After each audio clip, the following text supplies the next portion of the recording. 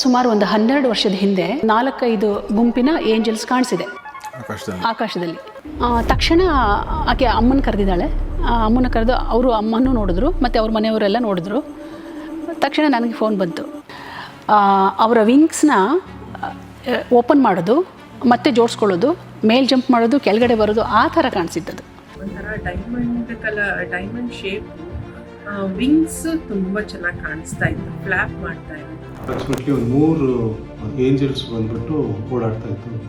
ಒಂದು ಮೋಡದ ಸುತ್ತ ಒಂದು 2-3 ಬೆಳಕುಗಳು ಆ ಕಡೆಯಿಂದ ಈ ಕಡೆಗೆ, ಈ ಕಡೆಯಿಂದ ಈ ಕಡೆಗೆ ಮೂವ್ ಆಗುತ್ತೋ ಕಾಣಿಸ್ತು ನನಗೆ. ಮನೆಯಲ್ಲಿ ನನಗೆ ಎಷ್ಟೋ ಸಮಯ ಮೆಟ್ಲ ಮೇಲೆ ಅವರು ಓಡಾಡ್ತಿರೋದು ಕಾಣಿಸುತ್ತೆ. ಆಮೇಲೆ ಸಡನ್ನು ಒಂದು ಪಾಟಲ್ಲಿ ಫ್ಲವರ್ ಹಾಕಿಟ್ಟಿದ್ದೆ ನಾನು. ಅದು ಪ್ಲಾಸ್ಟಿಕ್ ಫ್ಲವರ್ಸು. ಅದು ಒಳಗಡೆಯಿಂದ ಆಚೆ ಬಿದ್ದುಬಿಡೋದು ಒಂದೊಂದು ಸರಿ. ನಾನು ಅಲ್ಲೇ ಇರ್ತಾ ಇದ್ದೆ, ನನಗೆ ಗೊತ್ತಾಗೋದು ಇದು ಗಾಳಿನೂ ಬಂದಿಲ್ಲ ಏನು, ಅದು ಕ್ಲೋಸ್ಡ್ ಏರಿಯಾ. ಯಾಕಿರ್ತವೆ ಇವೆಲ್ಲ? Why there existing?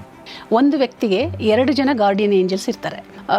ಭಿಕ್ಷಾಟನೆ ಮಾಡುವಂಥ ವ್ಯಕ್ತಿಗೂ ಕೂಡ 2 ಗಾರ್ಡಿಯನ್ ಏಂಜಲ್ಸ್ ಇರ್ತಾರೆ. ಭಿಕ್ಷುಕ ಅವನಿಗೆ ಗಾರ್ಡಿಯನ್ ಏಂಜಲ್ಸ್ ಏನು ಅವನಿಗೆ ಹೆಲ್ಪ್ ಮಾಡ್ತಾ ಇದ್ದಾರೆ? ಹಂಗಾದ್ರೆ ನಮ್ಮನ್ನು ಪಾಸಿಟಿವ್ ಟ್ರ್ಯಾಕಿಗೆ ತರೋಕೆ ಹಾತೊರಿತಿರ್ತಾರೆ. ನಾವು ಕೈ ಕೊಡಬೇಕು ಅವರಿಗೆ. ಈಗ ನೋಡ್ತಾ ಇರೋವಂಥ ಒಬ್ಬ ವ್ಯಕ್ತಿ ಒಂದು ಸಮಸ್ಯೆಲಿದ್ದಾನೆ ಅಂತ ಅನ್ಕೋಣ. ಓಕೆ, ಆತನಿಗೂ ಗಾರ್ಡಿಯನ್ ಏಂಜಲ್ಸ್ ಇದ್ದಾರೆ. How he has to approach them? ಕೆಲವು ಆತ್ಮಗಳು ಟಚ್ ಮಾಡ್ತವೆ ಬಂದು.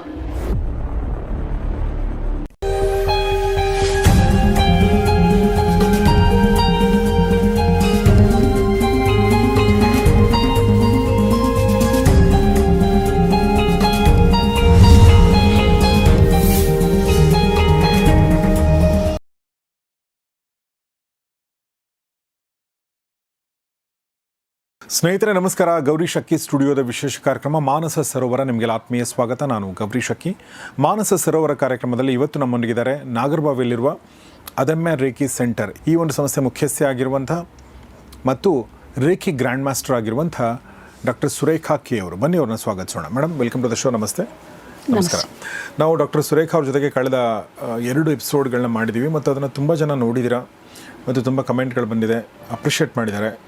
ಸೊ ಖುಷಿ ಆಯ್ತು ಅದನ್ನು ನೋಡಿ. ನಿಮ್ಗೆ ಖುಷಿ ಆಯ್ತಾ ಮೇಡಮ್? ಖಂಡಿತ ಖುಷಿ ಆಯಿತು.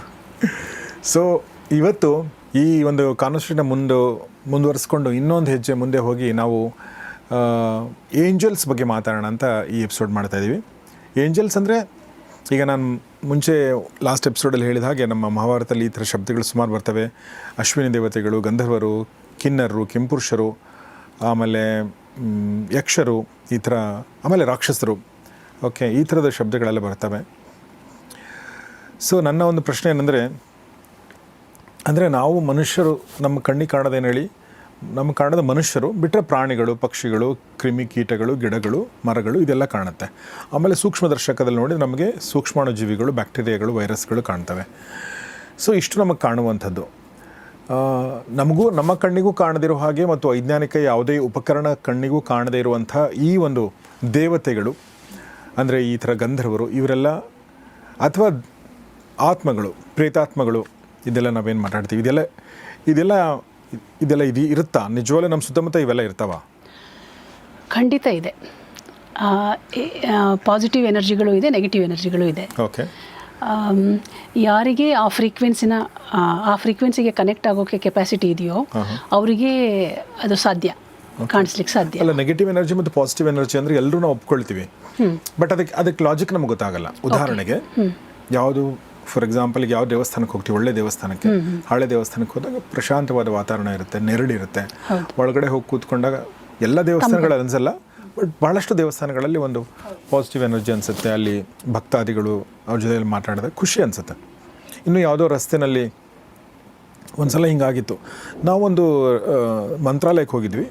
ಬರಬೇಕಾದ್ರೆ ಕಾರಲ್ಲಿ ನಾವು ಸುಮ್ಮನೆ ಹಿಂಗೆ ನಿಲ್ಲಿಸ್ತೀವಿ, ಸ್ವಲ್ಪ ರಿಲ್ಯಾಕ್ಸ್ ಆಗೋಣ ಅಂತ ಒಂದು ಕಡೆ ನಿಲ್ಲಿಸಿದಾಗ ಅಂದರೆ ಅಲ್ಲಿ ನಮಗೆ ಯಾಕೋ ಜಾಗ ಸರಿ ಇಲ್ಲ ಅಂತ ಅನ್ನಿಸ್ತು. ನೋಡಿದರೆ ಸ್ವಲ್ಪ ಹಿಂಗೆ ನೋಡಿದರೆ ಒಂದು ಜೀಪ್ ಉರುಳಿ ಆ ಕಡೆ ಬಿದ್ದಿದೆ, ಇನ್ನೊಂದು ಆಕ್ಸಿಡೆಂಟ್ ಅಲ್ಲೇ ಆಗಿದೆ. ನಮಗೆ ಅನಿಸಿರೋದಕ್ಕೂ ಆ ಥರ ಆಗಿರೋದಕ್ಕೂ ಅದೇನು ಕಾಕತಾಳಿ ಅಂತ ನಮಗನ್ಸುತ್ತೆ ಆಬ್ವಿಯಸ್ಲಿ. ಅಂದರೆ ನೆಗೆಟಿವ್ ಎನರ್ಜಿ ಮತ್ತು ಪಾಸಿಟಿವ್ ಎನರ್ಜಿ ಅನ್ನೋದು ಅಷ್ಟೇ. ಯಾವುದೋ ಜಾಗದಲ್ಲಿ ಈ ಥರ ಅನಿಸುತ್ತೆ. ಪಾಸಿಟಿವ್ ವ್ಯಕ್ತಿ, ನೆಗೆಟಿವ್ ವ್ಯಕ್ತಿ ಹೇಗಿರ್ತಾರೋ ಅದೇ ಥರ ಒಂದು ಔರ, ಒಂದು ಫೀಲ್ಡ್ ಅಂತೀವಲ್ಲ, ಆ ಥರದ್ದು ಅಲ್ಲಿಗೆ ನಿಂತ್ಕೊಳ್ಳುತ್ತೆ. ಅಲ್ಲಿಗೆ ನಿಂತ್ಕೊಂಡ್ಬಿಡುತ್ತೆ ಅದು. ಅದು ಮೀರಿ ಮತ್ತೆ ಅದಕ್ಕೆ ನಾವು ಯೋಚನೆ ಮಾಡೋಕ್ಕೆ ಹೋಗಲ್ಲ. ಬಟ್ ನೀವು ಅದನ್ನು ಮೀರಿ ನೀವು ಯೋಚನೆ ಮಾಡ್ತೀರಾ ನೀವು? ಹೌದು, ಖಂಡಿತ. ನಾನು ಆರಂಭದಲ್ಲಿ ಈಗ ನೀವು ಹೇಗೆ ಯೋಚನೆ ಮಾಡ್ತಿದ್ರೋ ಹಾಗೆಯೇ ಯೋಚನೆ ಮಾಡ್ಕೊಂಡು ಬಂದವಳು. ಯಾವಾಗ ಆ ಥರ ಎನರ್ಜಿಗಳೆಲ್ಲ ಕಾಣಿಸೋಕ್ಕೆ ಶುರುವಾಯಿತು, ನಾನು ಅದರ ಹಿಂದೆ ಹೊರಟೆ. ಈಗ ನನ್ನ ವೃತ್ತಿ ಕೂಡ ಅದೇ ಆಗಿರೋದ್ರಿಂದ ಪ್ರತಿ ಕ್ಲಾಸಲ್ಲೂ ನಮಗೆ ಕಾಮನ್ ಅದು ಕಾಣಿಸ್ಕೊಳ್ಳುತ್ತೆ. ಕೆಲವು ಅಂದರೆ ದೀಕ್ಷೆ ಕೊಡುವಾಗೆಲ್ಲ ಬಂದಿರೋವಂಥ ಏನು ವ್ಯಕ್ತಿಗಳಿರ್ತಾರಲ್ಲ, ಅವರ ಆರಾದಿಂದ ಏನು ರಿಲೀಸ್ ಆಗುತ್ತೋ, ಅಂದರೆ ಈಗ ನೆಗೆಟಿವ್ ಇದ್ದರೆ ಆ ನೆಗೆಟಿವ್ ರಿಲೀಸ್ ಆಗುತ್ತೆ ದೀಕ್ಷೆ ಕೊಡುವಾಗ, ಆ ಥರ ಕಾಣಿಸುತ್ತೆ.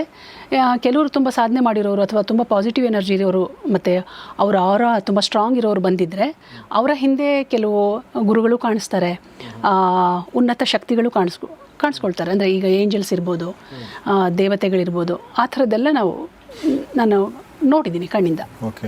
ಸೊ ಅಂದರೆ ನಮಗೆ ಮತ್ತು ನಿಮಗೆ ವ್ಯತ್ಯಾಸ ಏನಂದರೆ ನಮಗೆ ಆ ಎನರ್ಜಿ ಫೀಲ್ ಆಯಿತು. ಸೊ ಯಾಕೆ ನಮ್ಗೆ ಗೊತ್ತಿಲ್ಲ, ನೀವು ಆ ಎನರ್ಜಿ ಹಿಂದಿರುವಂಥ ಶಕ್ತಿಗಳು ನಿಮಗೆ ಕಾಣ್ತವೆ. ಹೌದು, ಸುಮಾರು ಒಂದು 12 ವರ್ಷದ ಹಿಂದೆ ನಾನು ಒಬ್ಬಳೇ ಅಲ್ಲ. ಇದು ಹೇಗೆ ಅಂತಂದರೆ ನನಗೂ ಆಸಕ್ತಿ ಇದೆ. ನಾನು ಈಗ ಕಾಣಿಸಿದ ತಕ್ಷಣ ನಾನು ಅಲ್ಲಿಗೆ ಕಾಣಿಸು ಅಂತ ಹೇಳಿ ಅಲ್ಲಿಗೆ ನಿಲ್ಲಿಸಲ್ಲ. ಆ ಎನರ್ಜಿಗಳಿಗೆ ರಿಕ್ವೆಸ್ಟ್ ಮಾಡ್ತೀನಿ, ಇನ್ನೊಂದು ಸರಿ ಕಾಣಿಸಿ ನನಗೆ ಅಂತ. ಹಾಗೆ ಮಾಡಿಕೊಂಡು ನನಗೆ ಈಗ ಕರೆಕ್ಟಾಗಿ ಗೊತ್ತಾಗಿದೆ ಅವರೆಲ್ಲ ಇದ್ದಾರೆ, ಹೇಗೆ ಏನು ಅವರೆಲ್ಲ ಹೇಗೆ ಸಪೋರ್ಟ್ ಮಾಡ್ತಾರೆ ನಮಗೆ, ಅಥವಾ ನಮ್ಮ ಎನರ್ಜಿನ ಹೇಗೆ ಡ್ರೈನ್ ಮಾಡ್ತಾರೆ, ನೆಗೆಟಿವ್ ಇದ್ದರೆ ಹೇಗೆ ಡ್ರೈನ್ ಮಾಡ್ತಾರೆ, ಯಾವ ಥರ ಅಂತ ಸ್ಪಷ್ಟವಾಗಿ ಗೊತ್ತಾಗಿದೆ. 12 ವರ್ಷದ ಹಿಂದೆ ಹೇಳ್ತಾ ಇದ್ನಲ್ಲ ನಾನು, ಆಗ ನನ್ನ ಚಿಕ್ಕ ಹುಡುಗಿ ಒಬ್ಬಳು ಫಸ್ಟ್ PU ಇದ್ಲು, ನನ್ನ ಫ್ರೆಂಡಿನ ಮಗಳೇ ಆಕೆ. ಅವರು ಕೂಡ ರೇಖೆ ಕಲ್ತಿದ್ರು, ತಾಯಿ ಮಗಳಿಬ್ಬರು. ಆ ಹುಡುಗಿಗೂ ತುಂಬ ಆಸಕ್ತಿ ಇರೋದ್ರಿಂದ ಆಕೆ ಏಂಜಲ್ಸ್ ಆ್ಯಂಡ್ ದೇವಾಸ್ ಥೆರಪಿ ಎಲ್ಲ ಕಲ್ತಿದ್ಲು. ಒಂದು ದಿನ ಅವಳು ಟೆರೆಸ್ ಮೇಲೆ ವಾಕ್ ಮಾಡ್ತಾಯಿದ್ಲು.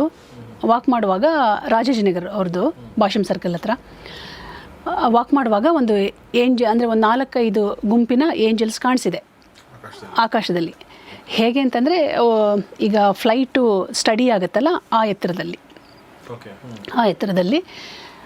ತಕ್ಷಣ ಆಕೆ ಅಮ್ಮನ ಕರೆದಿದ್ದಾಳೆ. ಅಮ್ಮನ ಕರೆದು ಅವರು ಅಮ್ಮನೂ ನೋಡಿದ್ರು ಮತ್ತು ಅವ್ರ ಮನೆಯವರೆಲ್ಲ ನೋಡಿದ್ರು. ತಕ್ಷಣ ನನಗೆ ಫೋನ್ ಬಂತು. ನಾನು ಕೂಡ ಓಡೋಗಿ ಟೆರೆಸ್ ಮೇಲೆ, ನಮ್ಮ ಮನೆ ಇದ್ದಿದ್ದು ನಾಗರಬಾವಿ, ನಾನು ಕೂಡ ಹೋಗಿ ಅದೇ ಮೇಲ್ಗಡೆ ಹೋಗಿ ನಾನು ನೋಡಿದೆ. ನಾನು ಟೆರೆಸಲ್ಲಿ ತುಂಬ ಚೆನ್ನಾಗಿ ನನಗೂ ಕಾಣಿಸ್ತು.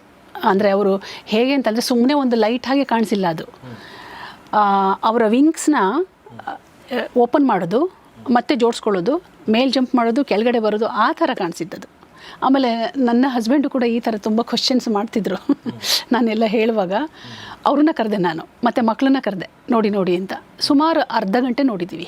ಅದು ಏನು ಫ್ರ್ಯಾಕ್ಷನ್ ಆಫ್ ಸೆಕೆಂಡ್ಸ್ದಲ್ಲ ನಾನು ಹೇಳ್ತಿರೋದು, ಅರ್ಧ ಗಂಟೆ ನೋಡಿದ್ವಿ. ಅಲ್ಲಿಂದ ಸುಮಾರು ಒಂದು 10-15 ಜನ ನಾವು ಎಲ್ಲ ಫೋನ್ ಮಾಡಿಕೊಂಡು ಅವ್ರವ್ರ ಮನೆಗಳಿಂದ ನಾವು ನೋಡಿದ್ದೀವಿ. ಕೊನೆಗೆ ಕನೆಕ್ಟ್ ಆಗಿರೋರು, ಅಂದರೆ ಈಗ ಅವರು ಹುಡುಗಿ ಫೋನ್ ಮಾಡ್ತಲ್ಲ ನನಗೆ, ತಕ್ಷಣ ನಾನು ನೋಡಿದೆ.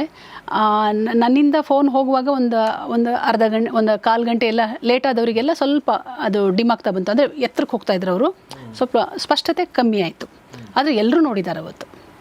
ಆಮೇಲೆ ಕಲರ್ಫುಲ್ ಆಗಿತ್ತದು, ಒಂದೇ ಇದಲ್ಲ, ಗೋಲ್ಡನ್ ಕಲರಲ್ಲಿತ್ತು, ವೈಲೆಟ್ ಕಲರಲ್ಲಿತ್ತು, ಪಿಂಕಲ್ಲಿತ್ತು, ಎಲ್ಲ ಆ ಥರ. ಸೊ ಇದು 12 ವರ್ಷದ ಹಿಂದೆ ನೀವು? ಹೌದು, 12 ವರ್ಷದ. ಫೋಟೋ ತಗೊಳಕ್ಕಾಗಿಲ್ಲ ನಿಮಗೆ? ನಾನು ಆ್ಯಕ್ಚುಲಿ ವಿಡಿಯೋ ತಗೊಳ್ಳಿ ಅಂತ ಹೇಳಿದೆ. ಅವರು ವಿಡಿಯೋ ಮಾಡಿದರು, ಆದರೆ ಆ ವಿಡಿಯೋದಲ್ಲಿ ಆ ಲೈಟ್ಸು ಕಾಣಿಸ್ತು ಅಷ್ಟೇ ಹೊರತು ಅಷ್ಟು ಆ ವಿಂಗ್ಸು ಅದೆಲ್ಲ ಅಷ್ಟು ಕಾಣಿಸ್ಲೇ ಇಲ್ಲ. ಅಂದರೆ ನೀವು ಹೇಳಿದ್ದು ಹೆಂಗೆ ಇದು ಅಂದರೆ ನಿಮ್ಮ ಗಂಡ ಇದನ್ನೇನು ಅಷ್ಟೊಂದು ನಂಬಲ್ಲ, ಅವ್ರಿಗೂ ಕಾಣಿಸ್ತು? ಅವರು ಫಸ್ಟ್ ಹೇಳಿದರು, ಸರ್ಕಸ್ದು ಲೈಟ್ಸ್ ಇರುತ್ತಲ್ಲ ಅದೇನಾದರೂ ಇರ್ಬೋದು, ಅದರಿಂದ ಏನಾದರೂ ರಿಫ್ಲೆಕ್ಟ್ ಆಗಿ ಹಾಗೆ ಬರ್ತಾ ಇರ್ಬೋದು ಅಂತೆಲ್ಲ ತುಂಬ ಹೇಳಿದರು ಅವರು. ಇಲ್ಲ, ನೀವು ಸುಮ್ಮನೆ ಗಮನಿಸಿ, ನೀವು ಏನು ಮೈಂಡ್ ವರ್ಕ್ ಮಾಡಬೇಡಿ, ಸುಮ್ಮನೆ ಗಮನಿಸಿ ಅಂತ. ಆಮೇಲೆ ತುಂಬ ದೃಷ್ಟಿಸಿ ನೋಡಿದ್ರು ಅವರು, ಇಲ್ಲ ಇದೇನೋ ಬೇರೆ ಇದೆ ಅಂತ ಹೇಳಿ ಗೊತ್ತಾಯ್ತು ಅವ್ರಿಗೂ, ಒಪ್ಕೊಂಡ್ರು ಅವರು. ಕೊನೆಗೆ ಇದು ಬೇರೆ ಇದೆ, ಆ ಥರ ಲೈಟ್ಸ್ ಏನೂ ಅಲ್ಲ ಅಂತ ಅಂದರು ಕೊನೆಗೆ. ಅಂದರೆ ಅಲ್ಲಿ ನೀವೇನು ನೋಡಿದ್ರಿ, ಸುಮಾರು ಜನ ನೋಡಿದ್ರಿ, ಅದರಲ್ಲಿ ನಂಬುವವರು ಮತ್ತು ನಂಬದೇ ಇರೋ 2 ಜನ ಇದ್ರ?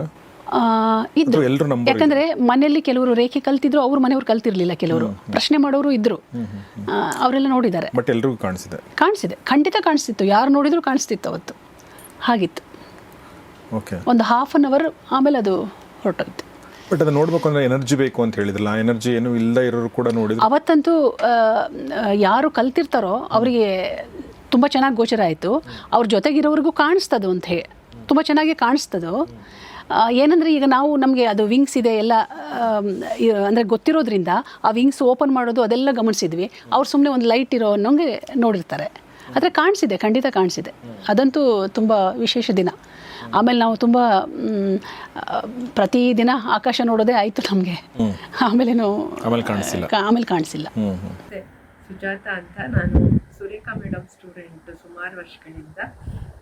10-12 ವರ್ಷಗಳ ಹಿಂದೆ ನಾನು ನನ್ನ ಮಗಳು ಪರಿ ರಾತ್ರಿ ಟೆರೆಸಲ್ಲಿ ವಾಕ್ ಮಾಡ್ತಾ ಇರುವಾಗ ಅಮ್ಮ ಏನೋ ಬ್ರೈಟ್ ಲೈಟ್ಸ್ ಕಾಣಿಸ್ತಾ ಇದೆ ನೋಡಿ ಅಂತ ಆಕಾಶದಲ್ಲಿ ತೋರಿಸಿದ್ಲು. ಏನಪ್ಪ ಇದು ಅಂತ ಹೇಳಿ ನೋಡುವಾಗ ಒಂಥರ ಡೈಮಂಡ್ ಶೇಪು, ವಿಂಗ್ಸ್ ತುಂಬ ಚೆನ್ನಾಗಿ ಕಾಣಿಸ್ತಾ ಇತ್ತು, ಫ್ಲ್ಯಾಪ್ ಮಾಡ್ತಾ ಇರೋದು. ಡೈಮಂಡ್ ಶೇಪ್ ಅಂತೂ full green lights, fluorescent green lights, ಎಷ್ಟು ಶೈನಿಂಗ್ ಇತ್ತು ಅಂದರೆ ಏನೋ ಭಾಳ ಹತ್ತಿರದಲ್ಲೇ ಅದು ಮೂವ್ ಆಗ್ತಾ ಇದೆ ಅನ್ನಿಸ್ತಾ ಇತ್ತು. ಸರಿ, ನಾನು ತಕ್ಷಣ ಸುರೇಖಾ ಮೇಡಮ್ ಫೋನ್ ಮಾಡಿದೆ. ಮೇಡಮ್ ಇದೇನೋ ಈ ಥರ ಕಾಣಿಸ್ತಾ ಇದೆ ಅಂತ. ಮೇಡಮು ಟೆರೆಸ್ಗೆ ಹೋಗಿ ನೋಡ್ತೀನಿ ಅಂತ ಹೇಳಿ ಮೇಲೆ ಟೆರೆಸಲ್ಲಿ ಹೋಗಿ ಅವರು ಕನ್ಫರ್ಮ್ ಮಾಡಿದ್ರು ಇದು ಏಂಜಲ್ಸ್ ಅಂತ. ಯಾಕಂದರೆ ನಮಗೆ ಏಂಜಲ್ಸ್ ಬಗ್ಗೆ ಭಾಳ ತಿಳುವಳಿಕೆ ಕೊಟ್ಟಿದ್ರು ಕ್ಲಾಸ್ಗಳಲ್ಲಿ, ಫೋಟೋ ಎಲ್ಲ ತೋರಿಸಿದ್ರು. ಸೊ ಕನ್ಫರ್ಮ್ ಆಯಿತು ಅದು ಏಂಜಲ್ಸೇ ಅಂತ. ಆ ದೃಶ್ಯ ಮರೆಯೋಕ್ಕೆ ಸಾಧ್ಯನೇ ಇಲ್ಲ ಲೈಫಲ್ಲಿ. ತುಂಬ ಚೆನ್ನಾಗಿತ್ತು ಎಕ್ಸ್ಪೀರಿಯನ್ಸು. ನಮಸ್ಕಾರ ಎಲ್ರಿಗೂ. ನನ್ನ ಹೆಸರು ಗೋವಿಂದರಾಜುಲು. ನಾನು ಒಂದು 15 ವರ್ಷದಿಂದ ರೇಖಿ ಪ್ರಾಕ್ಟೀಸ್ ಮಾಡ್ತಾ ಇದ್ದೀನಿ. ನಮ್ಮ ಗುರುಗಳು ಡಾಕ್ಟರ್ ಸುರೇಖಾ ಅವರು ಹೇಳ್ಕೊಟ್ಟಿರೋಂಥ ವಿದ್ಯೆ ಇದು. ಹಲವಾರು ಎಕ್ಸ್ಪೀರಿಯನ್ಸ್ಗಳು ಆಗಿದೆ ಈ 15 ವರ್ಷ ಜರ್ನಿಯಲ್ಲಿ. ಅದರಲ್ಲಿ ಒಂದು ಎಕ್ಸ್ಪೀರಿಯನ್ಸ್ ನಾನು ಹೇಳಕ್ಕೆ ಇಷ್ಟಪಡ್ತಾ ಇದ್ದೀನಿ. ಸುಮಾರು ಒಂದು 10-15 ವರ್ಷ ಹಿಂದೆ ಡಾಕ್ಟರ್ ಸುರೇಂಜಲ್ಸ್ ಕಾಣಿಸ್ತಾ ಇದೆ, ನೀವು ಟೆರೆಸಲ್ಲಿ ಹೋಗಿ ಚೆಕ್ ಮಾಡ್ಬೋದು ಅಂತ. ನಾನು ಹೋಗಿ ನೋಡಬೇಕಾದ್ರೆ ನಾರ್ತ್ ಮತ್ತು east centre direction, north east ಸೆಂಟ್ರಲ್ಲಿ ಬಂದ್ಬಿಟ್ಟು ಒಂದು ಅಪ್ರಾಕ್ಸಿಮೇಟ್ಲಿ ಒಂದು 3 ಏಂಜಲ್ಸ್ ಬಂದ್ಬಿಟ್ಟು ಓಡಾಡ್ತಾ ಇತ್ತು. ಅಂದರೆ ವೈಟ್ ಕಲರ್ ಆಗಿ ಇತ್ತು, ಕಲರ್ ಕಾಣಿಸ್ಲಿಲ್ಲ ನನಗೆ, ವೈಟ್ ಇದು ಕಾಣಿಸ್ತು. ಸುಮಾರು ಹೈಟಲ್ಲಿ ಇತ್ತು. ಆ ಹೈಟಿಗೆ ಯಾವ ಲೈಟ್ ಹೋಗಿ ಆ ಲೈಟ್ ರಿಫ್ಲೆಕ್ಷನ್ ಇರೋ ಥರ ಚಾನ್ಸ್ ಇಲ್ಲ. ಸೊ ಅದೊಂದು ಒಳ್ಳೆ ಎಕ್ಸ್ಪೀರಿಯನ್ಸ್ ಆಗಿತ್ತು. It was a memorable experience. Thank you. ಸುಮಾರು ವರ್ಷಗಳಿಂದ ಹಿಂಗೆ ನಮ್ಗೆ ಏಂಜಲ್ಸ್ ಕಾಣಿಸ್ತಿದ್ದಾರೆ, ನೀವು ಹೋಗಿ ನೋಡಿ ಅಂತ ಹೇಳಿದಾಗ ನಾನು ಹೌದಾ ನಿಜವಾಗ್ಲೂ ಕಾಣಿಸ್ತಾರ ಹಿಂಗೆ ಅಂತ ಮನೆ ಮೇಲೆ ಹೋಗಿ ಅವ್ರು ಹೇಳಿದ ದಿಕ್ಕಲ್ಲೇ ನೋಡೋಕ್ಕೆ ಶುರು ಮಾಡಿದ್ಮೇಲೆ ಒಂದು ಮೋಡದ ಸುತ್ತ ಒಂದು 2-3 ಬೆಳಕುಗಳು ಆ ಕಡೆಯಿಂದ ಈ ಕಡೆಗೆ ಮೂವ್ ಆಗೋದು ಕಾಣಿಸ್ತು ನನಗೆ. ಅಂದರೆ ನಂಬಲು ಅಸಾಧ್ಯವಾಗಿರೋ ಥರದ ಮೊಮೆಂಟ್ ಅದು. ಮತ್ತು ಮನಸ್ಸಲ್ಲಿ ತುಂಬ ಸಂತೋಷ ಆಯಿತು, ಯಾಕೆಂದರೆ ಇಟ್ ವಾಸ್ ವೆರಿ ಅನ್ಯೂಶುವಲ್. ಮನೆಯಲ್ಲಿ ನನಗೆ ಎಷ್ಟೋ ಸಮಯ ಮೆಟ್ಲ ಮೇಲೆ ಅವರು ಓಡಾಡ್ತಿರೋದು ಕಾಣಿಸುತ್ತೆ. ಮೆಟ್ಲ ಮೇಲೆ ಹೆಜ್ಜೆ ಇಡೋದು, ಅಂದರೆ ಹೆಜ್ಜೆ ಹೋಗ್ತಿದ್ದಾರೆ ಬರ್ತಿದ್ದಾರೆ ಅಂತ ಕಾಣಿಸುತ್ತೆ. ಅವರು ಲಾಂಗ್ ಫ್ರಾಕ್ಸ್ ಎಲ್ಲ ಹೀಗಿರೋದೆಲ್ಲ ಹೌದು. ಏಂಜಲ್ಸು ಹೆಣ್ಮಕ್ಳು ಇರ್ತಾರೆ, ಗಂಡು ಮಕ್ಕಳು ಇರ್ತಾರೆ. ನನಗೆ ಆ್ಯಕ್ಚುಲಿ ಜೋಫಿಯಲ್ ಅಂತ ಬರ್ತಾರೆ ಒಬ್ಬರು, ಅವ್ರದ್ದು ಪ್ರೆಸೆನ್ಸು ಕಾಣಿಸಿತ್ತು. ಆಮೇಲೆ ಸಡನ್ನು ಒಂದು ಪಾಟಲ್ಲಿ ಫ್ಲವರ್ ಹಾಕಿಟ್ಟಿದ್ದೆ ನಾನು. ಅದು ಪ್ಲಾಸ್ಟಿಕ್ ಫ್ಲವರ್ಸು. ಅದು ಹೇಗಿದೆ ಅಂತಂದರೆ ತುಂಬ ಡೀಪಾಗಿದೆ ಅದು, ಹೋಲ್ ಅಂದರೆ ಏನು ಆ ಬಟ್ಲು ಟೈಪ್ ಇತ್ತದು. ಅದರ ಒಳಗಡೆ ಇದೆ ಅದು ಪ್ಲಾಸ್ಟಿಕ್ ಫ್ಲವರ್ಸು. ಗಾಳಿ ಬಂದರೂ ಅದು ಕೆಳಗಡೆ ಬೀಳೋ ಹಾಗಿರಲಿಲ್ಲ, ಒಳಗಡೆ ಇತ್ತದು ಆ್ಯಕ್ಚುಲಿ. ಫ್ಲವರ್ಸು, ಪ್ಲಾಸ್ಟಿಕ್ ಫ್ಲವರ್ಸ್ ಅದು. ಅದು ಒಳಗಡೆಯಿಂದ ಆಚೆ ಬಿದ್ದುಬಿಡೋದು ಒಂದೊಂದು ಸರಿ. ನಾನು ಅಲ್ಲೇ ಇರ್ತಾ ಇದ್ದೆ, ನಂಗೆ ಗೊತ್ತಾಗೋದು ಇದು ಗಾಳಿನೂ ಬಂದಿಲ್ಲ ಏನು, ಅದು ಕ್ಲೋಸ್ಡ್ ಏರಿಯಾ, ಟಿ ವಿ ಪಕ್ಕ ಅದು ಕೆಳಗಡೆ ಬೀಳೋದು. ನಾನು ನೋಡಿದೆ, ಒಂದು ಸರಿ ನೋಡಿದೆ, ಮತ್ತು ಇನ್ನೊಂದು ಸರಿ ಆಯಿತು. ದಯವಿಟ್ಟು ನೀವು ಸ್ಪಷ್ಟವಾಗಿ ನಾನು ಕಣ್ಣಿಂದ ನೋಡ್ತಿರುವಾಗ ನೀವು ತೋರಿಸಿ, ನೀವೇನಾದರೂ ಏಂಜಲ್ಸ್ ಆಗಿದ್ದರೆ ನನಗೆ ಸೆನ್ಸ್ ಆಗೋದು ಒಳಗಡೆಯಿಂದ, ಇದು ಮಾಮೂಲಿ ಅಲ್ಲ, ಏನೋ ಯಾರೋ ಇದ್ದಾರೆ ಇಲ್ಲಿ ಏಂಜಲ್ಸ್ ಅಂತ. ಅವರ ಫ್ರೀಕ್ವೆನ್ಸಿನೂ ಗೊತ್ತಾಗುತ್ತೆ ನಮಗೆ, ಪರಿಮಳ ಬರುತ್ತೆ ಅವರಿರುವಾಗ, ಆ ಥರದ್ದೆಲ್ಲ ಗೊತ್ತಾಗುತ್ತೆ. ಮತ್ತು ಹೈ ವೈಬ್ರೇಷನ್ ಇರುತ್ತೆ, ಆಮೇಲೆ ತಂಪಾದ ಗಾಳಿ ಬೀಸೋ ಹಾಗಾಗುತ್ತೆ, ಈ ಥರ ಎಲ್ಲ ಆಗುತ್ತೆ. ಅದು ಗೊತ್ತಾಗ್ತಿತ್ತು. ಆದರೆ ಅವ್ರು ಹಾಗೆ ತೋರಿಸ್ತಾ ಇದ್ರಲ್ಲ, ನನಗೆ ಕಣ್ಣಿಂದ ನೋಡೋಕೆ ಆಸೆ ಇತ್ತು. ದಯವಿಟ್ಟು ನಾನು ಕಣ್ಣಿಂದ ನೋಡುವಾಗ ನೀವು ಹಾಗೆ ಮಾಡಿ, ನಾನು ಆಗ ನಂಬ್ತೀನಿ ಅಂತ ನಾನು ಪ್ರೇ ಮಾಡಿದೆ. ಹಾಗೆ ಮಾಡುವಾಗ ನನ್ನ ಕಣ್ಣಿನ ಎದುರುಗಡೆನೇ ಆ ಬಟ್ಲು ಒಳಗಡೆಯಿಂದ ಆಚೆ ಬಿತ್ತು. ಆಮೇಲೆ ನಾನು ನನ್ನ ಮಗನಿಗೆ ಹೇಳಿದೆ, ನಾನು ಇನ್ನೊಂದು ಸರಿ ಪ್ರೇ ಮಾಡ್ತೀನಿ, ನೀನು ವಿಡಿಯೋ ಮಾಡು ಅಂತ. ಎಷ್ಟು ವಿಡಿಯೋ ಮಾಡೋಕ್ಕೆ ಎಷ್ಟು ಪ್ರಯತ್ನ ಪಟ್ಟರೂ ಆಗಲಿಲ್ಲ. ಆಮೇಲೆ ಬರಲಿಲ್ಲ, ಮತ್ತೆ ಅದು ಹಾಗಾಗಲೇ ಇಲ್ಲ. ಯಾಕೆ ಹಂಗೆ ಅನಿಸುತ್ತೆ ಗೊತ್ತಿಲ್ಲ. ಅದು ಇನ್ನೂ ಸಾರ್ವತ್ರಿಕವಾಗಿ ನಾವು ಅದನ್ನು ಅಂದರೆ ತೋರಿಸೋ ಅಂಥ ಫ್ರೀಕ್ವೆನ್ಸಿ ಇನ್ನೂ ಜನರಿಗೆ ಬಂದಿಲ್ವೋ ಏನೋ ಅಂತ ಅಂದ್ಕೊಳ್ತೀನಿ ನಾನು. ಓಕೆ. ಹಾಗೆ ಖಂಡಿತ ಇನ್ನೊಂದು 25-50 ವರ್ಷದಲ್ಲಂತೂ ಎಲ್ರಿಗೂ ಗೋಚರ ಆಗೋ ಹಾಗೆ ಆಗುತ್ತೆ ಅಂತ ನನ್ನ ಭರವಸೆ. ಈಗ ಅಂದರೆ ಈಗ 2026ನೇ ಇಸ್ವಿನಲ್ಲಿ ಗೋಚರ ಆಗೋದು ಕೆಲವೇ ವಿಶಿಷ್ಟ ವ್ಯಕ್ತಿಗಳಿಗೆ. ನಿಮ್ಮ ವಿಶಿಷ್ಟ ಅಂತ ಅಲ್ಲ, ನನಗೆ ಇಂಟ್ರೆಸ್ಟ್ ಇದೆ, ನಾನು ಡೀಪಾಗಿ ಹೋಗಿದ್ದೀನಿ. ಈಗ ನೀವು ಹೇಳಿದ್ರಿ ಅಲ್ಲಿ ಆಕ್ಸಿಡೆಂಟ್ ಆಯಿತು ಅಷ್ಟೇ, ಅಲ್ಲಿಗೆ ಬಿಟ್ವಿ ನಾವು, ಅದ್ರ ಹಿಂದೆ ಹೋಗಿಲ್ಲ ಅಂತ. ಅಕಸ್ಮಾತ್ ಅವತ್ತಿನ ದಿನ ನಿಮ್ಗೆ ಯಾವುದಾದ್ರೂ ಒಂದು ಎನರ್ಜಿ ಕಾಣಿಸಿದ್ದಿದ್ರೆ ನೀವು ನನ್ನ ಹಾಗೆ ಡೀಪಾಗಿ ಹೋಗ್ತಿದ್ರಿ ಅಂತ ನನಗೆ. ಬಟ್ ನನಗೆ ಯಾವಾಗಲೂ ಕಾಣಿಸಿಲ್ವಲ್ಲ, ನಾನು ಇಡೀ ಲೈಫ್ ಇಷ್ಟು ವರ್ಷ ನನ್ನ ಸುತ್ತಮುತ್ತ ಇರುವಂಥ ಯಾರಿಗೂ ಕೂಡ ಯಾವುದು ಎನರ್ಜಿ ಫೀಲ್ ಆಗಿರೋದು ಬೇರೆ ವಿಚಾರ, ಬಟ್ ಯಾರಿಗೂ ಕಾಣಿಸಿಲ್ಲ. ಸಿದ್ಧತೆಗಳು ಬೇಕು ಸ್ವಲ್ಪ. ಈಗ ನಾವೆಲ್ಲ ಏನು ರೇಖಿ ಮಾಡ್ತಾ ಇದ್ದೀವಲ್ಲ, ಆ ಥರ ಯಾವುದಾದ್ರೂ ಒಂದು ಪಾತಲ್ಲಿ ಇರಬೇಕು.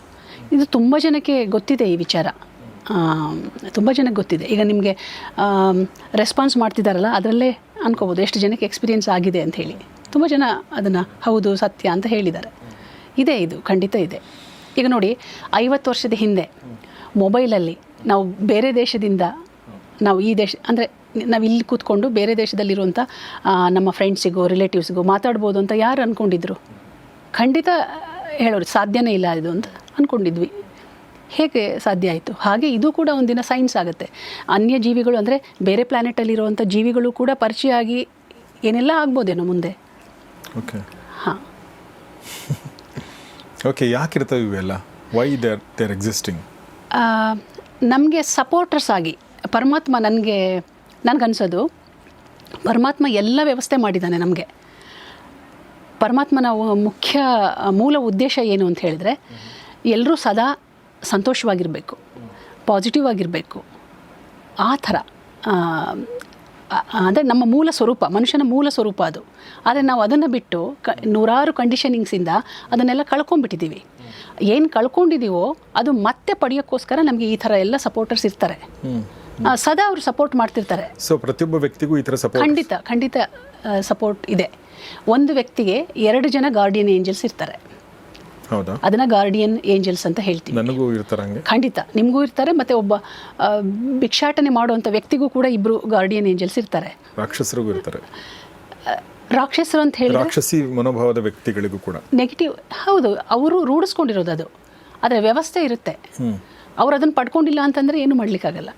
ಓಕೆ, ಭಿಕ್ಷುಕ್ ಅಂತ ಹೇಳಿದ್ರಲ್ಲ ನೀವು, ಭಿಕ್ಷುಕ ಅವನಿಗೆ ಗಾರ್ಡಿಯನ್ ಏಂಜಲ್ಸ್ ಏನು ಅವನಿಗೆ ಹೆಲ್ಪ್ ಮಾಡ್ತಾ ಇದ್ದಾರೆ ಹಂಗಾದ್ರೆ? ಈಗ ನೋಡಿ, ನಾನು ಈಗ ಕರ್ಮದಲ್ಲಿ ಆಗಮ ಕರ್ಮ ಅಂತ ಹೇಳ್ತೀವಿ. ಈ ಜನ್ಮಕ್ಕೆ ಬಂದ ತಕ್ಷಣ ನಾನು ಈ ಜನ್ಮದ ರೆಸ್ಪಾನ್ಸಿಬಿಲಿಟಿ ಕೂಡ ನನಗಿದೆ. ನಾನು ಪಾಸಿಟಿವ್ ಆಗಿ ಬದುಕಬೇಕು, 4 ಜನಕ್ಕೆ ಹೆಲ್ಪ್ ಮಾಡಬೇಕು, ಯಾರ ಮನಸ್ಸಿಗೂ ನೋವು ಮಾಡಬಾರ್ದು. ಅದು ನನ್ನ ಉದ್ದೇಶ ಆಗಿರಬೇಕು. ನಾನು ಆ ಥರ ಹೋದಾಗ ಡೆಫಿನೆಟ್ ಈ ಥರ ಏನು ವ್ಯವಸ್ಥೆ ಇದೆಯೋ, ಪರಮಾತ್ಮನ ವ್ಯವಸ್ಥೆ ಏನಿದೆಯೋ ಅದರಿಂದ ನಾನು ಲಾಭ ಪಡ್ಕೊಳ್ಬೋದು. ಇಲ್ಲ ಅಂತಂದರೆ ಡೆಫಿನೆಟ್ ಅದು ಏನೂ ಪ್ರಯೋಜನ ಇಲ್ಲ. ಹೇಗಂತಂದರೆ ಪರಮಾತ್ಮ ಎಲ್ರಿಗೂ ಸಕ್ಕರೆ, ಆಮೇಲೆ ಖೀರ್ ಮಾಡೋಕ್ಕೆ ಏನೇನು ಬೇಕೋ ಸಕ್ಕರೆ, ಶಾವಿಗೆ ಇರ್ಬೋದು, ತುಪ್ಪ ಇರ್ಬೋದು, ಡ್ರೈ ಫ್ರೂಟ್ಸ್ ಇರ್ಬೋದು, ಎಲ್ರಿಗೂ ಸಮಾನವಾಗಿ ಹಂಚಿದ್ದಾನೆ. ಆದರೆ ಯಾರು ಪಾಯಸ ಮಾಡ್ಕೊಳ್ತಾರೆ ಅವ್ರಿಗೆ ಅದು ದಕ್ಕತ್ತೆ. ಇಲ್ಲಾಂದರೆ ಡಬ್ಬದಲ್ಲಿ ಹಾಗೆ ಹುಳ ಆಗಿಬಿಡ್ಬೋದು. ತುಂಬ ಚೆನ್ನಾಗಿ ಹದವಾಗಿ ಪಾಯಸ ಮಾಡ್ಕೊಂಡಿರೋರು ತುಂಬ ಹದವಾಗಿ ಮಾಡ್ಕೋಬೋದು. ಅಂದರೆ ನನಗೆ ಗೊತ್ತಾಯಿತು ಪಾಯಸ ಅಂದರೆ ಸಾಂಕೇತಿಕವಾಗಿ ಹೇಳ್ತಾ ಇದ್ದೀರ ಅಂಥೇಳಿ. ಬಟ್ ಈಗ ನೋಡಿ, ಫಾರ್ ಎಕ್ಸಾಂಪಲ್ ನಂದು ಒಂದು ಉದಾಹರಣೆ ತೊಗೊಂಡ್ರೆ, ನಾನೊಂದು ಮಿಡ್ ಕ್ಲಾಸ್ ಕುಟುಂಬ. ನಮ್ಮ ತಂದೆ ತಾಯಿಗಳು ಎಜುಕೇಟೆಡ್, ಒಂದು ಹಂತ ಸಂಸ್ಕಾರ, ಒಳ್ಳೆ ಫ್ಯಾಮಿಲಿಯಿಂದ ಬಂದವರು. ಹೀಗಾಗಿ ನನಗೆ ಎಜುಕೇಷನ್ ಕೊಡಿಸಿದ್ರು. ನಮ್ಮ ತಂದೆ ಒಂದು ಜಾಬ್ ಮಾಡ್ತಿದ್ರು. ಹೀಗಾಗಿ ನಮಗೇನು ಅಂಥ ಕೊರತೆಗಳೇನೂ ಬರಲಿಲ್ಲ. ಆಮೇಲೆ ಸ್ವಲ್ಪ ಒಳ್ಳೆ ಪುಸ್ತಕಗಳನ್ನ ಕೊಡ್ತಿದ್ರು. ಎಲ್ಲ ಅಂದರೆ ಒಂದು ಒಳ್ಳೆ ವ್ಯಕ್ತಿಯಾಗಿ ಬೆಳೆಯೋಕ್ಕೆ ಏನು ಬೇಕೋ ಎಲ್ಲ ಒಂದು ಹಂತಕ್ಕಿತ್ತು. ಒಬ್ಬ ಕೊಳೆಗೇರಲ್ಲಿ ಒಂದು ಹುಡುಗ ಹುಡ್ತಾನೆ. ಓಕೆ, ಅವ್ನು ಹುಡ್ತಿದ್ದಂಗೆ ತಂದೆ ಇರಲ್ಲ, ತಾಯಿ ಬಿಟ್ಟು ಹೋಗ್ಬಿಡ್ತಾಳೆ. ಚಾರ್ಲ್ಸ್ ಶೋಭರಾಜ್ ಫಾರ್ ಎಕ್ಸಾಂಪಲ್, ಅವನು ಕ್ರಿಮಿನಲ್ ಜಗತ್ತಿಗೆ ಎಂಟ್ರಿ ಕೊಡ್ತಾನೆ ಮತ್ತು ಕ್ರಿಮಿನಲ್ಲೇ ಆಗ್ತಾನೆ. ಅಂದರೆ ಅವನಿಗೆ, ಅಂದರೆ ನಾನು ಹೇಳೋದು, ಅವನ ಒಳಗಡೆ ಆ ಕ್ರಿಮಿನಾಲಿಟಿ ಇರಲಿಲ್ಲ ಅಂದರೆ ಬಹುಶಃ ಅವನು ಆಗ್ತಿರ್ಲಿಲ್ಲ. ಅವನ ಒಳಗಡೆ ಏನೋ ಇರುತ್ತೆ ನೆಗೆಟಿವಿಟಿ. ಬಟ್ ಅವನಿಗೆ ಏನೂ ಎಕೋಸಿಸ್ಟಮೇ ಸಿಕ್ಕಿಲ್ಲ. ಆ್ಯಕ್ಚುಲಿ ಅವನು ಒಳ್ಳೆಯವನಾಕೆ ಒಂದು ಎಕೋಸಿಸ್ಟಮೇ ಸಿಕ್ಕಿಲ್ಲ. ಚಾರ್ಲ್ಸ್ ಶೋಭರಾಜ್ ಹೆಸರು ಸುಮ್ಮನೆ ಎಕ್ಸಾಂಪಲ್ ತೊಗೊಂಡೆ, ಯಾವುದೇ ಒಂದು ವ್ಯಕ್ತಿ. ಅಂದರೆ ಕೆಲವರಿಗೆ ಅಂದರೆ ಹುಟ್ಟಿದಂಗೆ ಕೆಲವರಿಗೆ ಎಕೋಸಿಸ್ಟಮ್ ಸಿಕ್ಕಿದೆ, ಕೆಲವರಿಗೆ ಸಿಕ್ಕಿಲ್ಲ. ನೋಡಿ, ನೀವು ಹೇಳಿದ್ರಿ ಅವರಿಗೆ ಆ ಸಿಸ್ಟಮೇ ಸಿಕ್ಕಿಲ್ಲ ಅಂತ. ಕೆಲವರಿಗೆ ಆ ಸಿಸ್ಟಮ್ ಸಿಗಲಿಲ್ಲ ಅಂದ್ರೆ ಪಾಸಿಟಿವ್ ಆಗಿರ್ತಾರೆ. ಇರ್ತಾರೆ, ಹೌದು ಅಲ್ವಾ? ಹಾಗೆ ಇದು ಆಗಮ ಕರ್ಮ ನಮ್ಮ ಜವಾಬ್ದಾರಿ. ನಾವು ಪಾಸಿಟಿವ್ ಆಗಿರಬೇಕು. ಈ ಅವೇರ್ನೆಸ್ ಇದ್ದವರು ಯಾರೂ ಅನ್ಯಾಯ ಮಾಡೋಕ್ಕೆ ಹೋಗಲ್ಲ ಯಾರಿಗೂ. ಬಟ್ ಅವನಿಗೆ ಅರಿವಿಲ್ಲ ಅಂದರೆ ಅದ್ರ ಯಾರು ರೆಸ್ಪಾನ್ಸಿಬಿಲಿಟಿ? ಅದು ಅವನಿಗೆ ಅರಿವು ಕೊಡ್ಬೋದಾಗಿತ್ತಲ್ವಾ? ಅದನ್ನೇ ಹೇಳೋದು, ಅಂದರೆ ಕರ್ಮ ಸಂಬಂಧದಿಂದ ಇವೆಲ್ಲ ಬರುತ್ತೆ ಅಂತ ಅದನ್ನೇ ಹೇಳೋದು.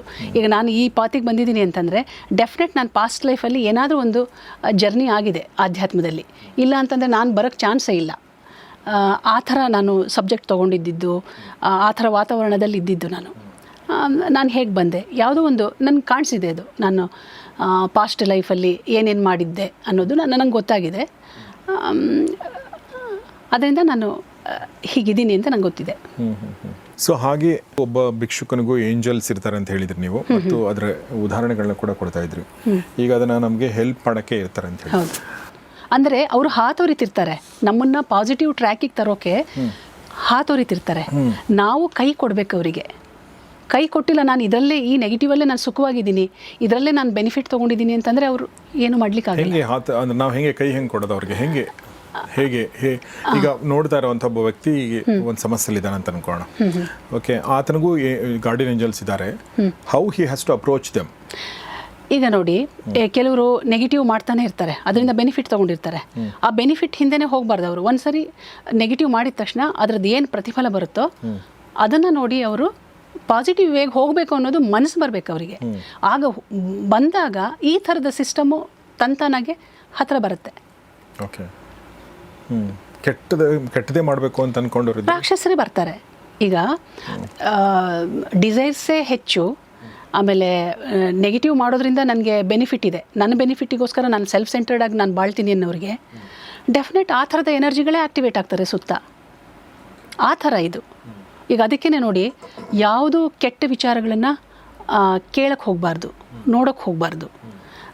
ಕೆಟ್ಟದ ಆಲೋಚನೆನೇ ನಮ್ಮ ಮನಸ್ಸಿಗೆ ಬರಬಾರ್ದು. ಅಂದರೆ ನಾವು ಒಳ್ಳೆಯದನ್ನೇ ಬಯಸ್ತಾ ಇದ್ದರೆ, ಅವ್ರು ನಮಗೆ ಕೇಡು ಬಯಸಿದ್ರು ಕೂಡ ನಾವು ಅವ್ರಿಗೆ ಒಳ್ಳೇದಾಗಲಪ್ಪ ಅಂತ ಬಯಸ್ತಾ ಇದ್ದರೆ ಖಂಡಿತ ನಮಗೆ ದೇವತೆಗಳು, ಏಂಜಲ್ಸು ಈ ಥರದವರು ಹತ್ತಿರ ಬರೋಕ್ಕೆ ಶುರು ಆಗ್ತಾರೆ. ಓಕೆ, ಸೊ ಈಗ ಅನ್ಕೋಣ ನಾವು ಒಳ್ಳೆ ಅಶ್ವಿನಿ ದೇವತೆಗಳು ಅಥವಾ ಆ ಥರದ ಏಂಜಲ್ಸ್ ನಮ್ಮ ಸುತ್ತಮುತ್ತ ಇರ್ತಾರೆ ಅಂತೇಳಿ, ಅದ್ರ ಜೊತೆಗೆ ಪ್ರೇತಾತ್ಮಗಳು ಕೂಡ ಇರ್ತಾವ? ಖಂಡಿತ ಇರ್ತವೆ. ಪಾಸಿಟಿವ್ ಎನರ್ಜಿ ಹೇಗಿದೆಯೋ ನೆಗೆಟಿವ್ ಹೇಗಿರುತ್ತೋ ಹಾಗೆ ನೆಗೆಟಿವ್ ಎನರ್ಜಿಗಳು ಇದೆ. ನಮಗೆ ದೀಕ್ಷೆ ಟೈಮಲ್ಲಿ ಅವ್ರ ಬಾಡಿಯಿಂದ ರಿಲೀಸ್ ಆಗೋದು ಗೊತ್ತಾಗುತ್ತೆ. ಆಮೇಲೆ ಆ ಪ್ರೇತಾತ್ಮಗಳು ಹೇಗಿದೆ ಅಂತಲೂ ನನಗೆ ಅಂದರೆ ಕಾಣಿಸುತ್ತೆ ಮುಖ. ಆಮೇಲೆ ನನಗೆ ಅಂದರೆ ಆ ಥರ ಮುಖ ಆದವರು ಯಾರಾದರೂ ಇದ್ದಾರಾ ಅಂತ ಅವರ ಫೋಟೋಸು ಯಾವುದಾದ್ರು ನೋಡಿದಾಗ ಗೊತ್ತಾಗುತ್ತೆ. ಯಾರು ಸುಸೈಡ್ ಮಾಡ್ಕೊಂಡಿರ್ತಾರೆ ಅಥವಾ ಇನ್ನೇನೋ ಆಗಿ ಡೆತ್ ಆಗಿರ್ತಾರೆ, ಆ ಥರ ಅವರ ಆತ್ಮ ಇವರಲ್ಲಿ ಬಂದಿರುತ್ತೆ. ಡೆಫಿನೆಟ್ ಅವ್ರ ಆರದಲ್ಲಿ ಎಂಟ್ರ್ ಆಗಿರುತ್ತೆ. ಈಗ ಆತ್ಮಗಳು ಹೇಗೆ ಅಂತ ಹೇಳಿದರೆ, ತುಂಬ ಡಿಸೈರ್ಸ್ ಇರೋರು ಬೇಗ ರಿಲೀಸ್ ಆಗಲ್ಲ.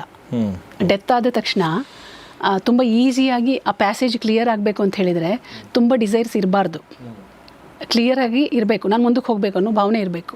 ಕೆಲವರಿಗೆ ಆಸೆನೇ ಕಂಪ್ಲೀಟ್ ಆಗಲ್ಲ, ಅಥವಾ ಕೂಡಿಟ್ಟ ಹಣದ ಬಗ್ಗೆ ಗಮನ ಇರುತ್ತೆ.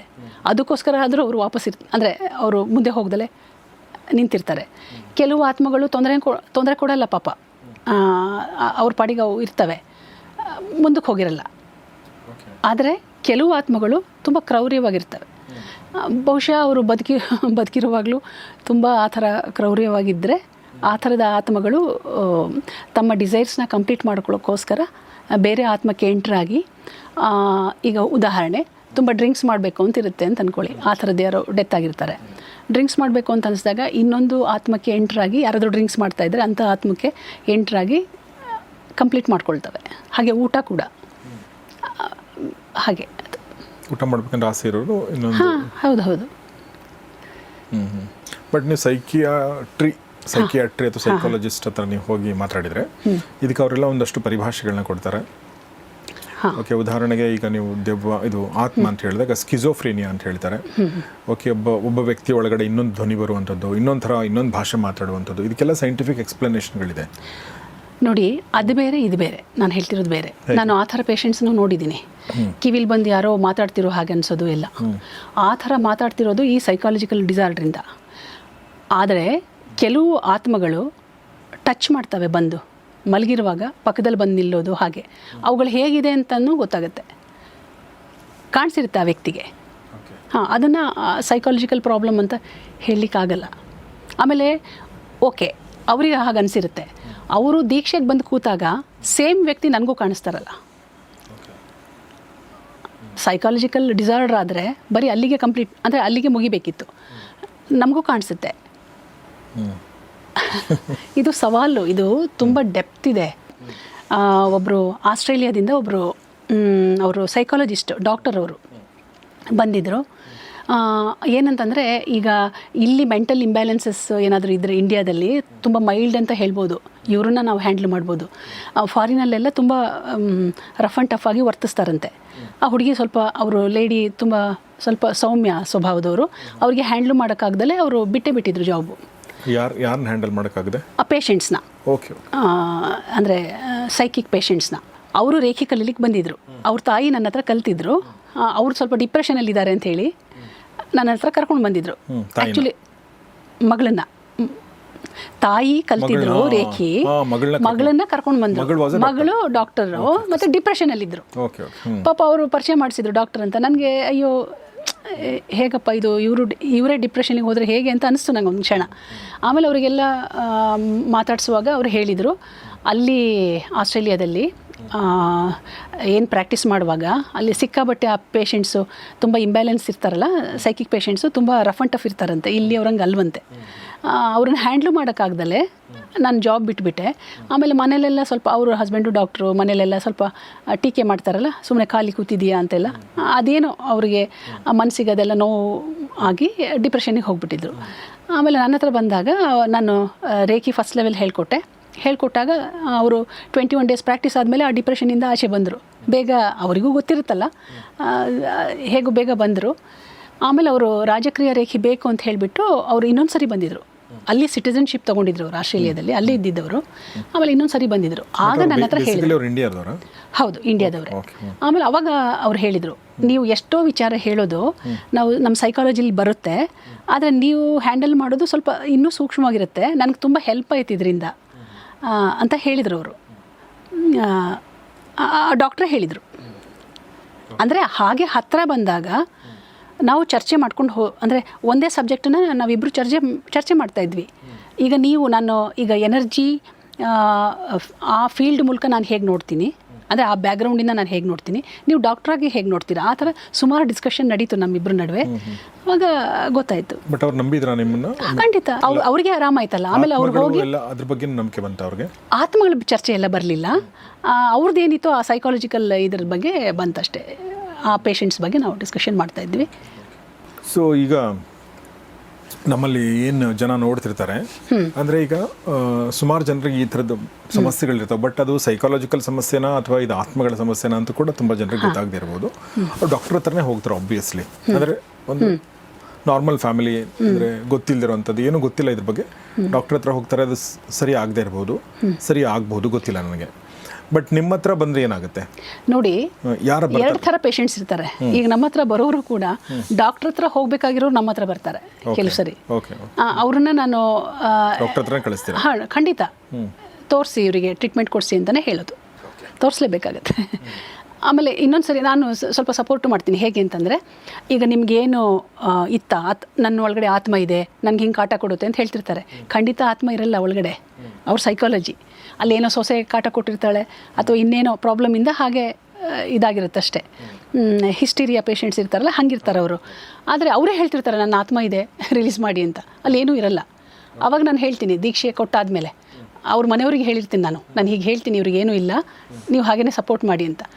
ಅವ್ರನ್ನ ಕೂರಿಸ್ಕೊಂಡು ಹೇಳ್ತೀನಿ, ನೀವು ಈಗ ಆತ್ಮ ಇತ್ತಲ್ಲ ಅದೆಲ್ಲ ರಿಲೀಸ್ ಆಯಿತು, ನೀವು ಈಗ ಆರಾಮಾಗಿರಬೇಕು, ನೀವು ಮತ್ತೆ ಆತ್ಮ ಬಂತು ಅಂತ ಹೀಗೆ ಮಾಡಿದರೆ ಡೆಫಿನೆಟ್ ನೀವೇ ಮಾಡ್ತಿರೋದು ಅಂತ ಎಲ್ರಿಗೂ ಗೊತ್ತಾಗುತ್ತೆ, ಇಲ್ಲಿ ಮುಗೀತು ಈಗ ಇಲ್ಲ ಅಂತ. ಆಮೇಲೆ ಅವ್ರ ಮನೆಯವ್ರಿಗೆ ಹೇಳಿರ್ತೀನಿ, ಆ ಥರ ಏನಾದರೂ ತೀರಾ ಡಿಪ್ರೆಷನಲ್ಲಿದ್ದರೆ ನೀವು ಡಾಕ್ಟರ್ಸನ್ನ ಕನ್ಸಲ್ಟ್ ಮಾಡಿ ಟ್ರೀಟ್ಮೆಂಟ್ ಕೊಡಿಸಿ ಅಂತ. ಓಕೆ. ಸೊ ಆತ್ಮ ಇಲ್ಲ ಅಂತ ನೀವು ಹೆಂಗೆ ಡಿಸೈಡ್ ಮಾಡಿದ್ರಿ? ಅಂದರೆ ಇರಲ್ಲ, ಅವ್ರ ಆರಾಧಲ್ಲಿ ಇರಲ್ವಲ್ಲ, ದೀಕ್ಷೆ ಕೊಡುವಾಗ ಅಲ್ಲೇನೂ ಇರಲ್ಲ. ಓಕೆ, ಏನೂ ಇರಲ್ಲ, ಅದು ಸೈಕಾಲಜಿಕಲ್ ಇದದಷ್ಟೇ. ಸೊ ನಿಮಗೆ ಕಾಣುತ್ತೆ ಅದು? ಹಾಂ, ಕಾಣುತ್ತೆ. ಸುಮ್ಮನೆ ಬಂದವರಿಗೆಲ್ಲ ಟ್ರೀಟ್ಮೆಂಟ್ ಕೊಡೋಕ್ಕಾಗಲ್ಲ.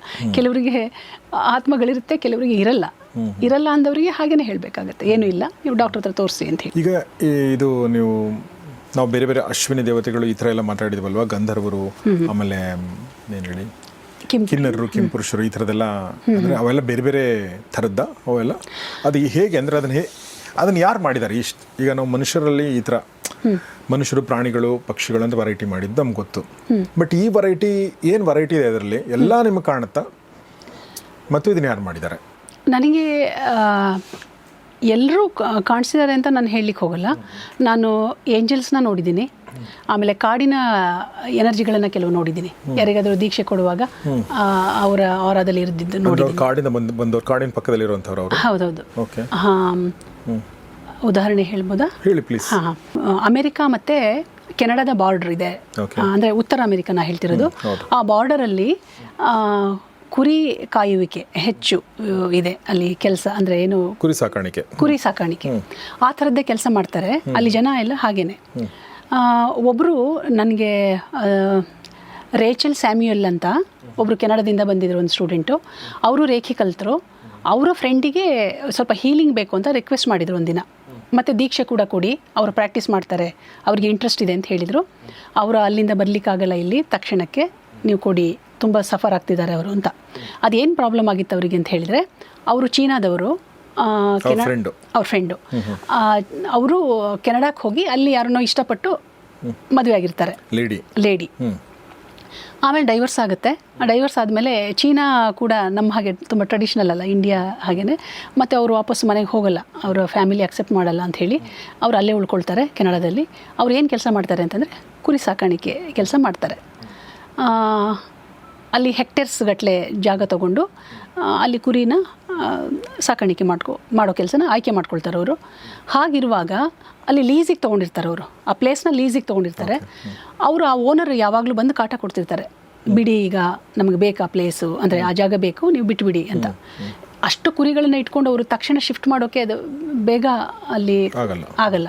ಹಾಗಾಗಿ ಅವರು ಸ್ವಲ್ಪ ದಿನ ಅವರು ಸಮಾಧಾನವಾಗಿರೋ ಹಾಗೆ, ನನಗೆಲ್ಲಾದರೂ ಬೇಗ ಜಾಗ ಸಿಗೋ ಹಾಗೆ, ಮತ್ತು ಈ ಟೆನ್ಷನ್ಸಿಂದ ನಾನು ಆಚೆ ಬರೋ ಹಾಗೆ ಏನಾದರೂ ನನಗೆ ಹೀಲಿಂಗ್ ಆಗುತ್ತಾ, ಮತ್ತು ದೀಕ್ಷೆ ಕೊಡೋಕ್ಕೆ ಹೇಳಿ ಅಂತ. ಅವರಿಗೆ ಸ್ವಲ್ಪ ರೇಖಿ ಬಗ್ಗೆ ಅವೇರ್ನೆಸ್ ಇತ್ತು. ನಾನು ಪ್ರಾಕ್ಟೀಸ್ ಮಾಡ್ತೀನಿ ಕೊಡಿ ಅಂತ. ನಾನು ಅವರಿಗೆ ದೀಕ್ಷೆ ಸ್ಟಾರ್ಟ್ ಮಾಡಿದೆ ಡಿಸ್ಟೆಂಟಲ್ಲೇ. ಮಾಡುವಾಗ ಸಡನ್ನಾಗಿ ಅವರ ಹಿಂದೆ ಒಂದು 4 ಜನ ಬಂದರು. ಹೇಗೆ ಅಂತಂದರೆ ನಂಗೆ ಗೊತ್ತಾಗ್ತಿದೆ ಅವ್ರನ್ನ ನೋಡಿದಾಗ, ಒಬ್ಬರು ಹೆಡ್, ಅದರಲ್ಲಿ 3 ಜನ ಅವರ ಅಸಿಸ್ಟೆಂಟ. ಹಾಗೆ ಯಾಕಂದರೆ ಆ 3 ಜನಕ್ಕೆ ಅಷ್ಟು ಸ್ಟ್ರೆಂತ್ ಇಲ್ಲ ಅವ್ರ ಫೇಸಲ್ಲಿ. ಇವ್ರೇನು ಹೇಳ್ತಾರೋ ಹಂಗೆ ಕೇಳೋವಂಥವ್ರು, ಅವ್ರ ಬಾಡಿ ಲ್ಯಾಂಗ್ವೇಜಲ್ಲೇ ಹಾಗೆ ಅನಿಸ್ತಾ ಇತ್ತು. ಮೊದಲನೆಯವರು ತುಂಬ ಸ್ಟ್ರಾಂಗ್ ಇದ್ದಾರೆ, ನನ್ನನ್ನೇ ಅವರು ದಿಟ್ಟಿಸಿ ನೋಡ್ತಾ ಇದ್ರು. ನೀವು ಹೆಂಗೆ ಅಂದರೆ ಡಿಸ್ಟೆಂಟ್ ಹೀಲಿಂಗ್ ಅಂದರೆ ನೀವು ಝೂಮಲ್ಲಿ ಆ ಥರ ಗೂಗಲ್ ಮೀಟಲ್ಲಿ ಮಾಡೋದು? ಹಾಗಲ್ಲ, ಈಗ ಕೂತ್ಕೊಳ್ಳಿ ನಾನು ಕಳಿಸ್ತೀನಿ ಅಂತ ಡಿಸ್ಟೆಂಟಲ್ಲೇ ಮಾಡೋದು. ಏನು ಅವರಲ್ಲಿ ಕೂತ್ಕೋತಾರೆ, ನೀವು ಇಲ್ಲಿ ಕೂತ್ಕೊಂಡಿರ್ತೀರ ಅಷ್ಟೇ. ಓಕೆ. ಹಾಂ, ಹಾಗೆ ಮಾಡುವಾಗ ಅವರು ಕಾಣಿಸಿದ್ರಲ್ಲ, ಅವ್ರದ್ದು ನನಗೆ ಸ್ವಲ್ಪ ಕೋಪದಿಂದ ನೋಡ್ತಾ ಇದ್ರು ಅವರು. ನಮ್ಗೆ ಗೊತ್ತಾಗುತ್ತೆ ಈ ಥರ ಅವ್ರ ಸಪೋರ್ಟರ್ಸ್ ಯಾರೋ ಇರ್ತಾರೆ ಅಥವಾ ಇನ್ಯಾರಿಗೂ ಇಷ್ಟ ಆಗ್ತಿಲ್ಲ ಅವ್ರ ಆರದಲ್ಲಿರೋರಿಗೆ ಅಂಥೇಳಿ. ನಾನು ಅವ್ರಿಗೆ ರಿಕ್ವೆಸ್ಟ್ ಮಾಡಿದೆ. ವೈಟ್ ಲೈಟ್ ಶವರ್ ಮಾಡೋಕ್ಕೆ ಹೋದೆ ನಾನು ಅವ್ರಿಗೂ. ವೈಟ್ ಲೈಟ್ ಶವರ್ ಅಂತ ಹೇಳ್ತೀವಿ. ಹಾಂ, ಬ್ರಹ್ಮಾಂಡದಿಂದ ಬಿಳಿಯ ಬೆಳಕು ಅವ್ರ ಮೇಲೆ ಹರಿಸೋದು. ಅದು ಅಂದರೆ ಪಾಸಿಟಿವ್ ವೈಬ್ರೇಷನ್ ಅದು. ಹಾಗೆ ಮಾಡಿದ ತಕ್ಷಣ ಅವ್ರು ಸ್ವಲ್ಪ ಸರಿದ್ರು, ಹಿಂದೆ ಸರಿದ್ರು. ಆವಾಗ ನಾನು ಹೇಳಿದೆ, ನೋಡಿ ಇವರು ಒಳ್ಳೇದಕ್ಕೆ ನಾನು ಮಾಡ್ತೇನೆ, ನಂಗೆ ಗೊತ್ತಾಯಿತು ಅವರು ಬೇರೆ ಥರ ಎನರ್ಜಿ ಇದೆ ಇದು ಅಂತ, ಯಾವುದೋ ಕಾಡಿನ ಎನರ್ಜಿ ಅದು. ಅವರಿಗೆ ರಿಕ್ವೆಸ್ಟ್ ಮಾಡಿದೆ, ಇವರು ಒಳ್ಳೇದಕ್ಕೋಸ್ಕರ ನಾನು ಮಾಡ್ತಿರೋದು, ದಯವಿಟ್ಟು ನೀವು ಪರ್ಮಿಷನ್ ಕೊಡಿ ಅಂತ, ಸಪೋರ್ಟ್ ಮಾಡಿ ಅಂತ. ಸ್ವಲ್ಪ ಸರಿದು ಹಿಂದೆ ಹೋಗಿ ನಿಂತರು. ಆದರೆ ನಾನು ಆ ಪ್ರೊಸೀಜರ್ ಕಂಪ್ಲೀಟ್ ಮಾಡೋವರೆಗೂ ನನ್ನನ್ನೇ ನೋಡ್ತಾಯಿದ್ರು ಅವರು 4 ಜನನು. ಆಮೇಲೆ ನಾನು ಅದೆಲ್ಲ ಮುಗಿದಾದ್ಮೇಲೆ ತುಂಬ ರಿಲ್ಯಾಕ್ಸಾಗಿ ಹೋಗೇ ಬಿಟ್ರು ಅವರು, ಆ 4 ಜನ. ಹಾಂ, ಆಮೇಲೆ ಇವರಿಗೆ ನನಗೆ ಯಾರು ಅವರು ಅಂತ ತಿಳ್ಕೊಳ್ಬೇಕಿತ್ತು. ನಂಗೆ ಕ್ಯೂರಿಯಾಸಿಟಿ ಇತ್ತು. ಅವರು ರೇಚಲ್ ಅವರಿಗೆ ಫೋನ್ ಮಾಡಿ ಅವರಿಗೆ ಕಾಲಲ್ಲಿ ತೊಗೊಂಡಾಗ ಅವರು ಹೇಳಿದರು, ನನಗೆ ಹೀಗೆ ಕಾಣಿಸ್ತು. ಅವ್ರು ಹೇಗಿದ್ದರು ಅಂತ ಹೇಳಿದ್ರೆ, ಈ ಉಣ್ಣೆಯ ಒಂದು ರಗ್ ಹಾಗೆ ಹೊದ್ಕೊಂಡಿದ್ರು. ಕುರ್ಚಲಗಡ್ಡ ಇತ್ತು ಆ ವ್ಯಕ್ತಿಗೆ. ಆಮೇಲೆ ಹಿಂದ್ಗಡೆ ಇರೋರು ಅಸ್ಪಷ್ಟತೆ, ಅವ್ರು ಯಾರೋ ಇದ್ದರು ಅಂತ ಗೊತ್ತಾಯಿತು. ನಾನು ಜಾಸ್ತಿ ಫೋಕಸ್ ಮಾಡಿದ್ದು ಈ ವ್ಯಕ್ತಿನೇ. ಆಮೇಲೆ ಅವ್ರಿಗೆ ಹೀಗೆ ಕೇಳಿದ್ದಕ್ಕೆ ಅವ್ರು ಹೇಳಿದರು, ಹೌದು ನಮಗೆ ಕಾಡಿನ ಎನರ್ಜಿಗಳಿಂದ ದೀಕ್ಷೆ ಆಗಿರುತ್ತೆ ಅಂತ. ಅಂದರೆ ಕುರಿಗಳು ಕಳೆದು ಹೋಗಬಾರ್ದು ಅಥವಾ ಬೇರೆ ಪ್ರಾಣಿಗಳು ಬಂದು ಅಟ್ಯಾಕ್ ಮಾಡಬಾರ್ದು ನಮ್ಮನ್ನು, ಆ ಥರದ್ದಕ್ಕೆ ನಾವು ದೀಕ್ಷೆ ಆಗಿರುತ್ತೆ. ಹೌದು, ಅವರು ದೀಕ್ಷೆ ಆಗಿದೆ ಅಂತ ಹೇಳಿದ್ರು. ಸೊ ಆಮೇಲೆ ಸರಿ ಆಯಿತು ಅವ್ರ ಪ್ರಾಬ್ಲಮ್? ಹಾಂ, ಬೇರೆ ಪ್ಲೇಸ್ ಸಿಕ್ತು ಅವರಿಗೆ. ಹಾಂ, ಶಿಫ್ಟ್ ಆದರು ಅಲ್ಲಿಂದ. ಹಾಗೆ ಸೊ ನೀವು ಹೇಳ್ತಿರ್ಬೇಕಾದ್ರೆ ಅಂದ್ರೆ ಇದು ಭಾರತಕ್ಕೆ ಮಾತ್ರ ಸೀಮಿತವಾದದ್ದಲ್ಲ, ಇದೇನು ಶಕ್ತಿ ಇದೆ? ಹೆಸರುಗಳು ಮಾತ್ರ ಬೇರೆ ಬೇರೆ ಇರುತ್ತಾ? ಬೇರೆ ಬೇರೆ, ಹೌದು. ಇಲ್ಲೊಂದು ಹೆಸರು ಇಲ್ಲೊಂದು ಹೆಸರು ಖಂಡಿತ. ನೋಡಿ, ಬೇರೆ ಬೇರೆ ಧರ್ಮದಲ್ಲಿ ಬೇರೆ ಬೇರೆ ಹೆಸರಿರುತ್ತೆ. ಈಗ ಉದಾಹರಣೆಗೆ ಏಂಜಲ್ಸ್ ಅಂತ ತಗೊಂಡ್ರೆ, ಕ್ರಿಶ್ಚಿಯಾನಿಟಿಯಲ್ಲಿ ಏಂಜಲ್ಸ್ ಅಂತ ಹೇಳ್ತಾರೆ. ಆರ್ಕೆಂಜಲ್ ಮೈಕಲ್, ರ್ಯಾಫೆಲ್, ಆಮೇಲೆ ಆರ್ಕೆಂಜಲ್ ಗ್ಯಾಬ್ರಿಯಲ್, ಈ ಥರ ಹೇಳ್ತಾರೆ. ಅದೇ ಇಸ್ಲಾಮಿಕ್ ಧರ್ಮದಲ್ಲಿ ಗ್ಯಾಬ್ರಿಯಲ್ಗೆ ಅವರು ಜಿಬ್ರಾಲ್ ಅಂತ ಹೇಳ್ತಾರೆ. ಆಮೇಲೆ ಆರ್ಕೆಂಜಲ್ ಮಿಕಾಯಿಲ್ ಅಂತ ಹೇಳ್ತಾರೆ. ಮೈಕಲ್ ಅಂತ ಹೇಳಲ್ಲ, ಮಿಕಾಯಿಲ್ ಅಂತ ಹೇಳ್ತಾರೆ. ಆಮೇಲೆ ಅಜ್ರಿಯಲ್ ಅಂತ ಹೇಳ್ತಾರೆ. ಅಜಾರಿಯಲ್ಗೆ ಅಜ್ರಿಯಲ್ ಅಂತ ಹೇಳ್ತಾರೆ. ಹಾಗೆ ನಾವು ನಮ್ಮ ಧರ್ಮದಲ್ಲಿ, ಹಿಂದೂ ಧರ್ಮದಲ್ಲಿ ನಾವು ಅಶ್ವಿನಿ ದೇವತೆಗಳಂತ ಹೇಳ್ಬೋದು, ಗಂಧರ್ವರು ಅಂತ ಹೇಳ್ತೀವಿ, ಆಮೇಲೆ ಕಿನ್ನರರು ಅಂತ ಏನು ಹೇಳ್ತೀವಲ್ಲ, ಆಮೇಲೆ ಗಣಗಳಂತ ಏನು ಹೇಳ್ತೀವಿ, ಗರುಡ ದೇವತೆಗಳನ್ನೇನು ಹೇಳ್ತೀವಿ, ಅವೆಲ್ಲರೂ ಈ ಥರ ದೇವದೂತರು, ಅಂದರೆ ಪರಮಾತ್ಮ ಮತ್ತು ನಮ್ಮ ನಡುವಿನ ದೇವದೂತರು ಅಂತಲೇ ಹೇಳೋದು. ಆ್ಯಕ್ಚುಲಿ ನಮ್ಮಲ್ಲಿ ವಿಸ್ತಾರವಾಗುತ್ತೆ, ಅಂದರೆ ಅಷ್ಟು ವಿಸ್ತಾರವಾಗಿ ನಾವು ಎಲ್ಲರೂ ನಾವು ತಗೊಳ್ತೀವಿ. ಅಲ್ಲಿ ಬರೀ ಏಂಜಲ್ಸ್ ಅಂದರೆ ಅವರಷ್ಟೇ. ನಾವು ದಾವಣಗೆರೆ ಜಿಲ್ಲೆ ಹರಿಹರ ತಾಲೂಕಿನ ಉಕ್ಕಡಗಾತ್ರಿ ಇದು ವಿಜುವಲ್ಸು ಅವಾಗ ನೋಡ್ತಿರ್ತೀವಿ. ಅಲ್ಲಿ ದೇವಸ್ಥಾನಕ್ಕೆ ತುಂಬ ಜನ ಬರ್ತಾರೆ. ದೆವ್ವಗಳನ್ನ ಬಿಡಿಸುವಂಥದ್ದು ನಡೆಯುತ್ತೆ. ಯಾವುದೋ ಒಂದು ಹುಣ್ಣಿಮೆ, ಅಮಾವಾಸ್ಯೆ, ಈ ಥರದ್ದು. ನಾನು ಹೋಗಿಲ್ಲ, ಹಿಂಗೆ ನನಗೆ ಜಾಸ್ತಿ ಗೊತ್ತಿಲ್ಲ, ಬಟ್ ಕೇಳಿ ತಿಳ್ಕೊಂಡಿದ್ದೀನಿ. ಈಗ ಅವ್ರು ಏನು ಮಾಡ್ತಾ ಇದ್ದಾರೆ ಅಲ್ಲಿ ದೆವ್ವಗಳನ್ನ ಬಿಡಿಸುವಂಥದ್ದು, ಅಲ್ಲಿ ನಿಜವಾಗ್ಲೂ ದೆವ್ವಗಳು ಬಂದಿದೆಯಾ ಅನ್ನೋದೊಂದು ಪ್ರಶ್ನೆ. ಮತ್ತು ಅವ್ರು ಏನು ಬಿಡಿಸೋಕ್ಕೆ ಪ್ರಯತ್ನ ಪಡ್ತಾ ಇದ್ದಾರೆ, ಅದು ಸರಿಯಾದ ಮೆಥಡ್ಡಾ? ನೋಡಿ, ಅದು ಸರಿ ತಪ್ಪು ಅನ್ನೋಕ್ಕಿಂತ ಅದರ ರೀತಿ ಏನು ಅಂತ ನಾನು ಹೇಳಕ್ಕೆ ಇಷ್ಟಪಡ್ತೀನಿ. ಆ್ಯಕ್ಚುಲಿ ಅಜ್ಜಯ್ಯ ಅಂತ ಹೇಳಿದರೆ ಅವರು ಥರ್ಡ್ ಐ ಚಕ್ರಕ್ಕೆ ಸಂಬಂಧಪಟ್ಟವರು ಅಂತ ಹೇಳ್ತಾರೆ. ಅಂದರೆ ಅವರ ಥರ್ಡ್ ಐ ಚಕ್ರ ತುಂಬ ಸ್ಟ್ರಾಂಗ್ ಇತ್ತು ಅಂತ. ಎಲ್ಲಿ ಥರ್ಡ್ ಐ ಸ್ಟ್ರಾಂಗ್ ಇರುತ್ತೋ, ಥರ್ಡ್ ಐ ಚಕ್ರ, ಅಲ್ಲಿ ಈ ಥರದ ನೆಗೆಟಿವಿಟಿ ರಿಲೀಸ್ ಆಗುತ್ತೆ ಅಂತ ಹೇಳ್ತಾರೆ ಸಾಮಾನ್ಯವಾಗಿ ಸಾಧಕರು. ಈಗ ನಾವೇನು ಮಾಡ್ತೀವಿ, ನಾನು ಸಹಜವಾಗಿ ಅವರಿಗೆ ಕೌನ್ಸಿಲಿಂಗ್ ಮಾಡ್ತೀನಿ. ಅಂದರೆ ಆ ನೆಗೆಟಿವ್ ಎನರ್ಜಿಗೆ ನೀವು ಯಾಕೆ ಇಲ್ಲಿ ಸ್ಟ್ರಕ್ ಆಗಿ ಕೂತಿದ್ದೀರಾ, ನಿಮ್ಗೆ ಒಳ್ಳೇದಲ್ಲ, ಮತ್ತು ಈ ಜೀವಕ್ಕೂ ಒಳ್ಳೇದಲ್ಲ, ನಿಮಗೂ ಒಳ್ಳೇದಲ್ಲ, ರಿಲೀಸ್ ಆಗಿ ನಿಮಗೆ ಎಲ್ಲ ರೀತಿಯ ವ್ಯವಸ್ಥೆ, ಏಂಜಲ್ಸು, ಈಗ ನಾವೆಲ್ಲ ಏಂಜಲ್ಸು ಅವ್ರದ್ದೆಲ್ಲ ಸಪೋರ್ಟ್ ತೊಗೊಂಡೆ ಅದು ರಿಲೀಸ್ ಮಾಡಿಸೋದು. ಈಗ ನಾವು ಮಾಡೋದಲ್ಲ, ನಾನು ಪದೇ ಪದೇ ಹೇಳ್ತಾ ಇರ್ತೀನಲ್ಲ, ನಾವು ಮಾಧ್ಯಮ ಅಷ್ಟೇ. ಏನಂದರೆ ನಮ್ಗೆ ಗೊತ್ತಿರುತ್ತೆ ಹೇಗೆ ಮಾಡಬೇಕು ಅನ್ನೋದು ಗೊತ್ತಿರುತ್ತೆ. ಏಂಜಲ್ಸಿಗೆ ಪ್ರೇ ಮಾಡಿದ ತಕ್ಷಣ ರಿಲೀಸ್ ಆಗ್ತಾರೆ ಅವರು. ಕೆಲವು ಹತ್ಕೊಳ್ತಾ ಕೈ ಮುಗಿದಿದ್ದು ಇದೆ. ಒಂದು ಆತ್ಮ, ಹೌದು. ಕೈ ಅಂದರೆ ಅವ್ರಿಗೆ ಗೊತ್ತಾಗುತ್ತಲ್ಲ ನಾವು ಈಗ ರಿಲೀಸ್ ಆದೀವಿ ಅಂತ. ಯಾವುದೋ ಕಾರಣಕ್ಕೆ ಸ್ಟ್ರಕ್ ಆಗಿರ್ಬೋದು. ಆ ಥರದ ಅವೇರ್ನೆಸ್ ಇರುತ್ತೆ ಕೆಲವು ಆತ್ಮಕ್ಕೆ ಒಂಥರ ಡಿಸೈರ್ಸ್ ಕಂಪ್ಲೀಟ್ ಆಗಿರಲ್ಲ, ಅವಕ್ಕೆ ಅರ್ಥನೇ ಆಗಲ್ಲ ನಾವೇನು ಹೇಳಿದರು. ಆ ಥರದ್ದು ಇರುತ್ತೆ. ಆ ಥರ ಇದು ನಾವು ಹೀಗೆ ಕನ್ವಿನ್ಸ್ ಮಾಡಿ, ಕೌನ್ಸಿಲಿಂಗ್ ಮಾಡಿ ರಿಲೀಸ್ ಮಾಡ್ತೀವಿ. ಅಲ್ಲಿ ಪೆಟ್ಟು ಕೊಟ್ಟು ಮಾಡುವಾಗ ಅದು ಸರಿನೋ ತಪ್ಪೋ ಅಂತಲ್ಲ, ಸದ್ಯ ಅದು ರಿಲೀಸ್ ಆದರೆ ಸಾಕು ಅನ್ನೋಂಗೆ ಇರುತ್ತೆ. ಅಲ್ಲಿ ಆ ಬಾಡಿಯಿಂದ ಆಚೆ ಬಂದರೆ, ಅಂದರೆ ಹಿಂಸೆ ಪಡ್ತಿರ್ತಾರೆ ಒಳಗಡೆ ಇರುವಾಗ, ಅದು ರಿಲೀಸ್ ಆದರೆ ಸಾಕು ಅಂತ. ಆದರೆ ಇನ್ನೂ ಸ್ವಲ್ಪ ಈ ಥರ ಮಾಡುವಾಗ ಸ್ವಲ್ಪ ಹಗುರವಾಗಿ ರಿಲೀಸ್ ಆಗ್ತವೆ. ಅಂದರೆ ಅವಕ್ಕೂ ಕೂಡ ಏನು ಮುಕ್ತಿ ಸಿಗುತ್ತೆ, ಮುಂದಿನ ಪಾತಿಗೆ ಹೋಗ್ತವೆ. ಬಟ್ ಪೆಟ್ ಆ್ಯಕ್ಚುಲಿ ಅಂದರೆ ಹೊಡಿದ್ರೆ ಪೆಟ್ ಆ್ಯಕ್ಚುಲಿ ಅಲ್ಲಿ ಪೇಷಂಟ್ ಇರ್ತಾನಲ್ಲ, ಅಂದರೆ ಯಾರು ದೇಹ ಅದಕ್ಕೆ ಬೀಳಲ್ವಾ? ಆ ಟೈಮಲ್ಲಿ ಆ ಎನರ್ಜಿಗೆ ಅದು ಪೆಟ್ಟಾಗ್ಬೋದು, ಆದರೆ ಎಫೆಕ್ಟ್ ಆಗೋದು ಬಾಡಿಗೇನೆಲ್ಲ, ಯಾರು ಬಾಡಿಲಿ ಇರ್ತಾರೋ ಅವರಿಗೆ. ಅದೇ ಪ್ರಾಬ್ಲಮ್ ಇಲ್ಲಿ. ಅಂದರೆ ನೋಡಿ, ಅವರು ಆರಾಧಲ್ಲಿರುವಾಗ ಅದು ಕಾಣಿಸಲ್ಲ, ಅದನ್ನು ಸಪ್ರೇಟ್ ಮಾಡಿ ತೆಗಿಯೋಕ್ಕೂ ಆಗಲ್ಲ, ಆ ದೇಹಕ್ಕೆ ಶಿಕ್ಷೆ ಕೊಡಬೇಕಾಗತ್ತೆ. ಹಾಗಾಗಿ ಈ ಥರ ಹೀಲಿಂಗ್ ಮೆಥಡಿಂದ ಮಾಡಿದರೆ ಯಾರಿಗೂ ಹಿಂಸೆ ಆಗದೆ. ಆದರೆ ಎಷ್ಟು ಜನಕ್ಕೆ ಈ ಅವೇರ್ನೆಸ್ ಇದೆ ಹೀಲಿಂಗಿಂದ ಆಗುತ್ತೆ ಅಂತ? ಸದ್ಯ ಆ ಜಾಗ ಆದರೂ ಇದೆಯಲ್ಲ ಅಟ್ಲೀಸ್ಟ್ ಆಚೆ ಬರೋಕೆ ಅಂತ ಅನಿಸುತ್ತೆ ಒಂದೊಂದ್ಸರಿ. ಬಟ್ ಸುಮ್ಮನೆ ಒಂದು ಸಿಂಪಲ್ ಪ್ರಶ್ನೆ ಕೇಳ್ತೀನಿ, ನನಗೆ ಗೊತ್ತಿಲ್ಲ, ಡೇಟಾ ಡ್ರಿವನ್ ಅಲ್ಲ, ಡೇಟಾ ನಂಗೆ ತೋರಿಸಿ ಅಂದರೆ ನಾನು ಹೇಳೋಕ್ಕಾಗಲ್ಲ. ಬಟ್ ಭಾಳಷ್ಟು ಜನ ಏನು ಬರ್ತಾರೆ, ಉಕ್ಕಡಗಾತ್ರಿ ಇರ್ಬೋದು ಅಥವಾ ಈ ಥರ ಜಾಗಗಳಲ್ಲಿ, ಭಾಳಷ್ಟು ಜನ ನನ್ನ ಅನಿಸಿಕೆಯ ಪ್ರಕಾರ ಎಲ್ಲ ಬಡ ವರ್ಗದವರು, ಕೆಳ ವರ್ಗದವರು, ಮೂಢನಂಬಿಕೆಗಳನ್ನ ಹೊಂದಿರುವಂಥವ್ರು ಅಂತ ನನಗೆ, ಅಂಥ ಒಂದು ಫ್ಯಾಮಿಲಿಯಿಂದ ಬಂದವ್ರಿಗೆ ಜಾಸ್ತಿ ಈ ಥರ ಕಾಟ ಆಗುತ್ತೆ. ಶ್ರೀಮಂತ ಮನೆತನದಿಂದ ಬಂದಂಥವ್ರು, ಎಜುಕೇಟೆಡ್ ಮನೆತನದಿಂದ ಬಂದಂಥವ್ರು, ಓಕೆ, ಸೈನ್ಸ್ ಆ್ಯಂಡ್ ಟೆಕ್ನಾಲಜಿನ ನಂಬುವಂಥ ಕುಟುಂಬಗಳಿಂದ ಬಂದಂಥವ್ರು ಅಲ್ಲಿ ಬಂದಿರೋ ನಿದರ್ಶನಗಳು ತುಂಬ ಕಡಿಮೆ. ನಾನು ಯಾಕೆ ಅಂತ ಹೇಳ್ತೀನಿ ನೋಡಿ. ಯಾರಿಗೆ ಬಡತನ ಇರುತ್ತೆ, ಯಾರಿಗೆ ಅಸಹಾಯಕತೆ ಇರುತ್ತೆ, ಅವರು ಈಸಿಯಾಗಿ ಎಲ್ಲರ ಮುಂದೆ ಹೇಳ್ಕೊಳ್ತಾರೆ. ಹಣದ ವ್ಯವಸ್ಥೆ ಅದೆಲ್ಲ ಇರೋರು ಮರ್ಯಾದೆ ಪ್ರಶ್ನೆ ಅಂತ ಹೇಳ್ಕೊಳ್ಳೋದಿಲ್ಲ, ಅವರು ಹಿಂಸೆ ಪಡ್ತಿರ್ತಾರೆ. ಅವ್ರು ಇನ್ನೆಲ್ಲೋ ಅಂದರೆ ಆ ರಿಲೀಸ್ ಮಾಡ್ಕೊಳ್ಳೋಕ್ಕೆ ಅವ್ರು ಇನ್ನೆಲ್ಲೋ ಒಳ್ಳೆ ಫೆಸಿಲಿಟಿ ತೊಗೊಂಡು ಹೋಗಿರ್ತಾರೆ, ಹೇಳ್ಕೊಳ್ಳಲ್ಲ ಅಷ್ಟೇ. ಸೊ ಎಲ್ರಿಗೂ ಕಾಡುತ್ತೆ, ಇದು ಎಲ್ರಿಗೂ ಕಾಡುತ್ತೆ. ಈ ಥರದ ಒಂದು ಇದರಿಂದ ಮರೆಮಾಚೋದ್ರಿಂದ ಅದು ಗೊತ್ತಾಗಲ್ಲ ಅಷ್ಟೇ. ಪಾಪ ತುಂಬ ಇನ್ನೋಸೆಂಟ್ ಇರೋ ಜನ ಓಪನ್ ಆಗಿ ಹೇಳ್ಕೊಂಡ್ಬಿಡ್ತಾರೆ. ಹಾಗೆ ಅದು. ಬಟ್ ಅಂದರೆ ಗೊತ್ತಿಲ್ಲ ನನಗೆ, ನನಗಂತೂ ಯಾರೂ ಕಾಣಿಸಿಲ್ಲ ಹಿಂಗೆ ದೆವ್ವ ಹಿಡಿದವರು ನನಗೆ ಸಿಕ್ಕಿಲ್ಲ. ನಾವು ಅಂದರೆ ಆ ಒಡನಾಟ ಇರಲ್ವಲ್ಲ ನಮಗೆ, ಬೇಸಿಕಲಿ ನಮ್ಮ ಸಂಪರ್ಕಕ್ಕೆ ಬರಲ್ಲ ಅಂಥವ್ರು.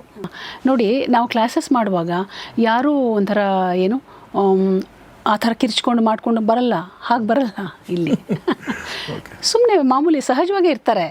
ದೀಕ್ಷೆ ಕೊಡುವಾಗ ರಿಲೀಸ್ ಆಗೋದು ಗೊತ್ತಾಗುತ್ತೆ. ಆಮೇಲೆ ಅವರು ನಮ್ಮ ಹತ್ರ ಹೇಳ್ಕೊಳ್ತಾರೆ, ನನಗೆ ಈ ಥರ ಹಿಂಸೆ ಆಗ್ತಾಯಿತ್ತು ಅಂತ, ವ್ಯಕ್ತಿ ಹೀಗೆ ಕಾಣಿಸೋರು ಅಂತಲೂ ಹೇಳ್ತಾರೆ. ಅವ್ರಿಗೆ ಕಣ್ಣಿಗೆ ಕಾಣಿಸಿರುತ್ತೆ. ನೀವು ಆಶ್ಚರ್ಯ ಪಡ್ಬೋದು, ಬರೀ ಆತ್ಮ ಅಂದರೆ ಮನುಷ್ಯ ಆತ್ಮ ಅಂತಲೇ ಅನ್ಕೋಬೇಡಿ, ಹಾವಿನ ಆತ್ಮಗಳು ಇರುತ್ತೆ. ಅದು ಇನ್ನೂ ಹಿಂಸೆ ಅದು. ಹೌದು, ಗಂಡ ಹೆಂಡತಿ ಇಬ್ಬರು ಸಾಫ್ಟ್ವೇರ್ ಇಂಜಿನಿಯರ್ಸು. ಹುಡುಗಿ ತಾಯಿಗೆ ಈ ಥರ ಹಾವಿನ ಆತ್ಮದ್ದೊಂದು ಬಾಧೆ ಇತ್ತು. ಅವರು ನನ್ನ ಸೆಂಟರಿಗೆ ಬಂದ ತಕ್ಷಣ, ಡೋರ್ ಹತ್ರ ಬಂದ ತಕ್ಷಣ ನಾನು ಮನೆಗೆ ಹೋಗ್ತೀನಿ ಅಂತ ಶುರು ಮಾಡಿದ್ರು. ಅವರು ಕಷ್ಟಪಟ್ಟೆ ಕೂತರು. ಅವ್ರಿಗೆ ಇಷ್ಟನೇ ಇರಲಿಲ್ಲ, ನನ್ನ ಮುಖನೇ ನೋಡ್ತಿರ್ಲಿಲ್ಲ ಅವರು ಕ್ಲಾಸಲ್ಲಿ. ಹಾಗೆ ಮಾಡ್ತಾಯಿದ್ರು. ನಮ್ಗೆ ಗೊತ್ತಾಗತ್ತಿದ್ದು, ಅವರು ನೋಡಿದಾಗ ಗೊತ್ತಾಗುತ್ತೆ ಇದು ಬೇರೆ ಕೇಸ್ ಇದೆ ಅಂಥೇಳಿ. ಆಮೇಲೆ ದೀಕ್ಷೆ ಮಾಡುವಾಗ ಇವರು ಹಾವಿನ ಹಾಗೆ ಬುಸುಗುಟ್ಟಕ್ಕೆ ಶುರು ಮಾಡಿದರು. ಆಮೇಲೆ ಅದು ಅವ್ರು ಹೇಗೆ ಅಂತಂದರೆ, ಈ ಹಾವು ಹೇಗೆ ಏನು ಅಂದರೆ ಒಂಥರ ಈ ಥರ ಮೂಮೆಂಟ್ ಇರುತ್ತೆ, ಆ ಥರ ತುಂಬ ಮೈ ಮುರಿಯೋದು ಹಾಗೆಲ್ಲ ಮಾಡಿದರು ಅವರು. ಆಮೇಲೆ ಅವರು ಎಷ್ಟು ಚೆನ್ನಾಗಿ ಆಗಿಬಿಟ್ರು ಆಮೇಲೆ ಅಂದರೆ, ದೀಕ್ಷೆ ತೊಗೊಂಡು ಕಂಪಲ್ಸರಿ ಅವರು ಪ್ರಾಕ್ಟೀಸ್ ಮಾಡಬೇಕು ಅಂತ ಹೇಳಿ, ಹೇಗೂ ಮಗಳು ತೊಗೊಂಡಿದ್ಲಲ್ಲ, ಹಾಗಾಗಿ ಅವ್ರಿಗೆ ಈಸಿ ಆಯಿತು. ಪ್ರಾಕ್ಟೀಸ್ ಮಾಡಿದರು. ಅವ್ರ ಫೇಸ್ ಏನು ಕಪ್ಪು ಕಟ್ಟಿತ್ತೋ ಹಾಗಿರಲೇ ಇರಲಿಲ್ಲ. 1 ತಿಂಗಳಲ್ಲೇ ಸಂಪೂರ್ಣವಾಗಿ ಚೇಂಜ್ ಆದರು. ಆಮೇಲೆ ಅವರು ಮೊದಲು ಹೇಗಿದ್ರಲ್ಲ, ಇದು ಅಟ್ಯಾಕ್ ಆಗೋ ಮುಂಚೆ ಹೇಗಿದ್ರಲ್ಲ ಆ ಥರ ಆಗಿಬಿಟ್ರು. ಆ ಥರ ಆರಾಮಾಗಿ ಆಗ್ತಾರೆ. ಬಟ್ ಯಾಕೆ ಹಾವಿನ ಆತ್ಮ ಅವರಲ್ಲಿ ಸೇರಿಕೊಂಡಿತ್ತು? ಬೇಕಾದ ಇದು ಹೇಗೆ ಅಂತ ಹೇಳಿದರೆ ತುಂಬ ಡೀಪು. ನಾವು ಒಂದೇ ನಿಮಿಷದಲ್ಲಿ ಇದನ್ನು ಹೇಳಿ ಮುಗಿಸೋಕ್ಕೆ ಆಗಲ್ಲ. ಯಾರು ಯಾವ ಆರದಲ್ಲಾದರೂ ಯಾರು ಬೇಕಿದ್ರೂ ಎಂಟ್ರಾಗ್ಬೋದು. ಅದಕ್ಕೋಸ್ಕರನೇ ನಾವು ತುಂಬ ಸಾಧನೆ ಮಾಡ್ತಾ ಇರಬೇಕು. ನಮ್ಮ ಆರ ತುಂಬ ಸ್ಟ್ರಾಂಗಾಗಿ ಇಟ್ಕೋಬೇಕು. ಏನೇ ನೆಗೆಟಿವ್ ನಮಗೆ ಮಾಡಿಸಿದ್ರು ಕೂಡ, ಅಥವಾ ನೆಗೆಟಿವ್ ಎನರ್ಜಿ ಹತ್ತಿರ ಬಂದರೂ ಕೂಡ ಒಳಗಡೆ ಎಂಟ್ರಾಗದಿದ್ದ ಹಾಗೆ ನಾವು ನಮ್ಮ ಏನೋ ಆರ ತುಂಬ ಸ್ಟ್ರಾಂಗ್ ಆಗಿರಬೇಕು. ಅಂದರೆ ಯಾರು ತುಂಬ ವೀಕ್ ಇದ್ದು ಅದು ಓಪನ್ ಇದ್ದರೆ ಈಸಿಯಾಗಿ ಎನರ್ಜಿಗಳು ಎಂಟ್ರಾಗ್ತವೆ. ಅಂದರೆ ಅದಕ್ಕೇನು ಸ್ಪೆಸಿಫಿಕ್ ಕಾರಣ ಇವ್ರ ಹತ್ರನೇ ಹೋಗಬೇಕು ಆ ಥರ ಏನಿಲ್ಲ? ಆ ಥರ ಏನಿಲ್ಲ, ಗ್ರಾಚಾರ ಅಷ್ಟೇ. ಯಾವ ಟೈಮಲ್ಲಿ ಇವರು ಹೀಗೆ ಪಾಸ್ ಆಗ್ತಿರ್ತಾರೆ, ಆ ಎನರ್ಜಿನೂ ಪಾಸ್ ಆಗ್ತಾ ಇರುತ್ತೆ. ಹಾಗೆ ಆಕ್ಸಿಡೆಂಟ್ಸು ಆಗ್ಬೋದು, ಕೆಲವು ಸರಿ ಇಷ್ಟಪಟ್ಟು ಬಂದಿರ್ಬೋದು, ಏನೇನೋ ಇರುತ್ತೆ. ಇಷ್ಟಪಟ್ಟು ಯಾಕೆ ಬರ್ತಾರೆ? ಹಿಂದಿನ ಜನ್ಮದ ಕನೆಕ್ಷನ್ಸ್ ಇರುತ್ತೆ. ಅವರ ಬಾಡಿಯಲ್ಲಿ ಆ್ಯಕ್ಚುಲಿ ಹಾವಿನ ಎನರ್ಜಿ ಇತ್ತು. ಅವರು ಸಿಕ್ಕಾಬಟ್ಟೆ ಅವ್ರ ಟ್ರೀಟ್ಮೆಂಟು ಅದು ಇದು ಮಾಡಿಸಿದ್ರು.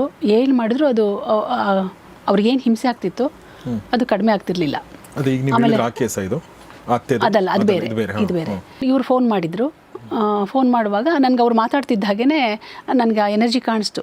ಅದು ಕಲರ್ ಸಮೇತ ಕಪ್ಪುಗಿದೆ, ಆ ಥರದ ಹಾವಿನ ಎನರ್ಜಿ. ಮತ್ತು ಅವ್ರ ಬಾಡಿಯ ಲೆಫ್ಟ್ ಸೈಡು ಕಾಣಿಸ್ತು. ರೈಟ್ ಸೈಡ್ ಇವ್ರದ್ದಿದೆ, ಲೆಫ್ಟ್ ಸೈಡ್ ಅದು ಕಾಣಿಸ್ದ ಹಾಗೆ. ಆಮೇಲೆ ನಾನು ಹೇಳಿದೆ, ಒಂದ್ಸರಿ ಬನ್ನಿ ನೀವು ಅಂಥೇಳಿ. ದೀಕ್ಷೆ ಕೂರಿಸಿದಾಗ ಅದು ಆ ವಾಯ್ಸು, ಹೆಣ್ಣಿನ ವಾಯ್ಸ್ ಬರೋಕ್ಕೆ ಶುರು ಆಯಿತು, ಕುಸು ಕುಸು ಅಳೋ ಹಾಗೆ. ಹೌದು, ಇವ್ರ ಗಂಡು. ಇವ್ರ ಗಂಡು ಆ ಥರ ಕುಸು ಕುಸು ಅಳೋ ಸೌಂಡ್ ಶುರು ಆಯಿತು. ಆಮೇಲೆ ಅದು ನಾನು ಅದಕ್ಕೆ ಹೇಳಿದೆ, ನಿನಗೇನು ಹಿಂಸೆ ಮಾಡಲ್ಲ, ಈ ಬಾಡಿಯಿಂದನೂ ನಿನ್ನ ತೆಗೆದು ಆಚೆ. ನನಗೆ ಗೊತ್ತಾಯಿತು ತುಂಬ ಅಟ್ಯಾಚ್ಮೆಂಟ್ ಇದೆ ಇದು ಅಂತ. ಪಾಸ್ಟ್ ಲೈಫಲ್ಲಿ ಅವರಿಬ್ಬರದ್ದು ಅಟ್ಯಾಚ್ಮೆಂಟ್ ಅಂದರೆ ಗಂಡ ಹೆಂಡತಿಯಾಗಿ ಇದ್ದವರು, ಹಾವಿನ ಎನರ್ಜಿನೇ ಆಗಿದ್ದರು ಇವರು ಕೂಡ. ಇವರು ಮನುಷ್ಯ ಜನ್ಮಕ್ಕೆ ಬಂದರು, ಅದು ಹಾಗೆ ಉಳ್ಕೊಳ್ತು. ಅದು ಇವ್ರ ಬಾಡಿಯಲ್ಲಿ ಎಂಟ್ರಾಗಿತ್ತು ಅಟ್ಯಾಚ್ಮೆಂಟಿಂದ. ಹಾಗೆ ಹೌದೌದು.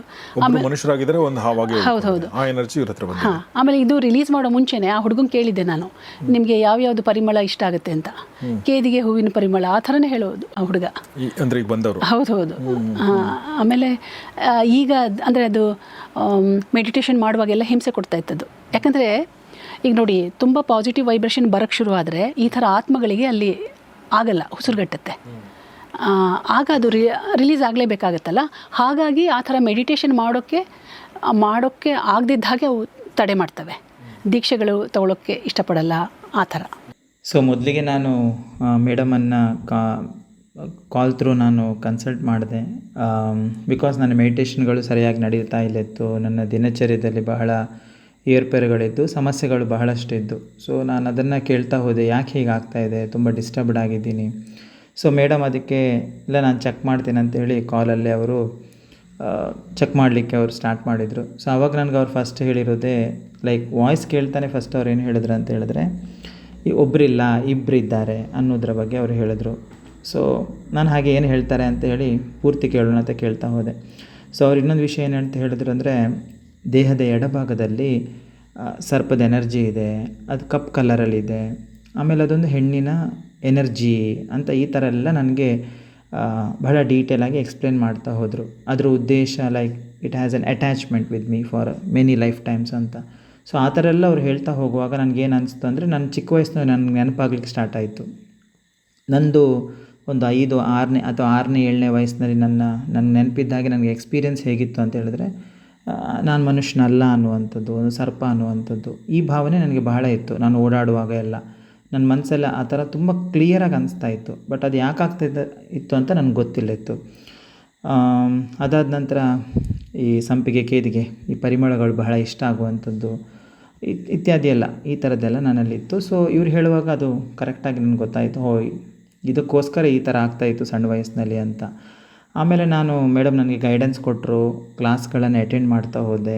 ಒನ್ ಆಫ್ಟರ್ ದಿ ಅದರ್ ಲೆವೆಲಲ್ಲಿ ನಾನು ಸುಧಾರಣೆಯನ್ನು ಕಾಣ್ತಾ ಹೋದೆ. ಆದರೆ ತರಗತಿಗಳಿಗೆ ನಾನು ಹೋದಾಗ ಆ ಎನರ್ಜಿ ಕೊಸರಾಡುವಂಥದ್ದು, ಸಂಕಟ ಪಡುವಂಥದ್ದು ಇದನ್ನೆಲ್ಲ ಬಹಳ ನಾನು ಗಮನಿಸ್ತಾ ಇದ್ದೆ. ನನಗೆ ಫೀಲ್ ಆಗ್ತಾಯಿತ್ತು, ಒಂದು ಹೆಣ್ಣಿನ ಎನರ್ಜಿ ನನ್ನೊಳಗಿದ್ದು ಒದ್ದಾಡುವಂಥದ್ದು, ಹಿಂಸೆ ಪಡುವಂಥದ್ದು ಸ್ಪಷ್ಟವಾಗಿ ನನಗೆ ಫೀಲ್ ಆಗ್ತಾಯಿತ್ತು. ಸೊ ಅಳುವಂಥದ್ದು, ಕಣ್ಣಿಂದ ನೀರು ಬರುವಂಥದ್ದು ಇದೆಲ್ಲ ಆಗ್ತಾಯಿತ್ತು. ಸೊ ಹಂತವಾಗಿ ಅದು ನಿಧಾನಕ್ಕೆ ಸರಿಯಾಗಿ ಹೋಗ್ತಾ ಇವತ್ತು ನಾನು ಪೂರ್ತಿ ಗುಣಮುಖನಾಗಿದ್ದೇನೆ, ಆರಾಮಾಗಿದ್ದೇನೆ. ನನ್ನ ಸಾಧನೆಗಳನ್ನು, ಮೆಡಿಟೇಷನ್ಗಳನ್ನು ಚೆನ್ನಾಗಿ ಮಾಡ್ತಾ ಹೋಗ್ತಾ ಇದ್ದೇನೆ. ಸೊ ಅದಕ್ಕೆ ನಾನು ಮೇಡಮಿಗೆ ತುಂಬ ಥ್ಯಾಂಕ್ಫುಲ್ ಆಗಿದ್ದೀನಿ. ಅವರು ಟೈಮ್ ಕೊಟ್ಟು ನನ್ನ ಬಗ್ಗೆ ಕಾಳಜಿ ತಗೊಂಡು ಅದನ್ನು ಸೊಲ್ಯೂಷನನ್ನು ಕೊಟ್ಟಿದ್ದಾರೆ. ಆಮೇಲೆ ಸರಿಯಾಗಿ ಗೈಡ್ ಮಾಡ್ತಾ ಹೋಗಿದ್ದಾರೆ ಟೈಮ್ ಟು ಟೈಮ್. ಸೊ ಇವತ್ತು ನಾನು ಆರೋಗ್ಯವಾಗಿದ್ದೀನಿ, ಚೆನ್ನಾಗಿದ್ದೀನಿ, ಖುಷಿಯಾಗಿದ್ದೀನಿ. ಸೊ ನಾನು ಮೇಡಮಿಗೆ ಬಹಳ ಥ್ಯಾಂಕ್ಫುಲ್ ಆಗಿದ್ದೀನಿ ಅದಕ್ಕೆ. ಈಗ ಫೈನಲ್ ಆಗಿ ನನಗೆ ಒಂದು ಪ್ರಶ್ನೆ ಕೇಳಬೇಕೇನೆಂದರೆ, ಈಗ ನಮ್ಮಂಥ ಸಾಮಾನ್ಯರಿಗೆ ಸಾಧನೆ ಮಾಡಿಲ್ಲ, ಯೋಗಾಸನ, ಪ್ರಾಣಾಯಾಮ, ಒಂದು ಎನರ್ಜಿ, ಹೈಯರ್ ಎನರ್ಜಿಗಳು ಫೀಲ್ಡ್ ಬಗ್ಗೆ ಸ್ವಲ್ಪ ಅವೇರ್ನೆಸ್ ಇದೆ, ಅವರ ಅಂದ್ರೆ ಗೊತ್ತು, ಇದೆಲ್ಲ ಗೊತ್ತಿರೋಂಥವ್ರು ನೋಡೋಕ್ಕೆ ಸಾಧ್ಯನಾ? ಇದನ್ನು ಇಷ್ಟೇ ಗೊತ್ತಿದೆ, ಬಟ್ ಇದನ್ನು ನಾವು ಫೀಲ್ ಮಾಡೋಕ್ಕೆ ಸಾಧ್ಯನಾ? ಈಗ ಫಾರ್ ಎಕ್ಸಾಂಪಲ್ ನಾವು ಸ್ಟುಡಿಯೋದಲ್ಲಿ ಕೂತ್ಕೊಂಡಿದ್ವಿ, ಓಕೆ, ಲೈಟ್ ಎಲ್ಲ ಇದೆ, ನಿಮ್ಮ ಸ್ಟೂಡೆಂಟ್ ಒಬ್ಬರಿದ್ದಾರೆ, ಇಲ್ಲಿ ನಾವು ಒಂದು ಪಾಸಿಟಿವ್ ಎನರ್ಜಿ, ಪಾಸಿಟಿವ್ ಆತ್ಮನ ತರಿಸ್ಬೋದು. ನಾನು ಪ್ರಯತ್ನ ಪಡ್ತೀನಿ ಬೇಕಿದ್ರೆ.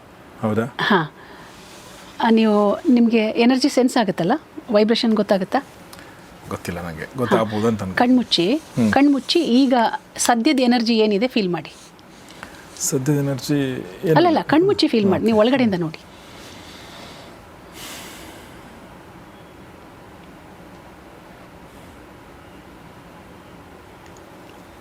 ಓಕೆ, ಹಾಂ, ಇನ್ಮೇಲೆ ನೀವು ಫೀಲ್ ಮಾಡಿ.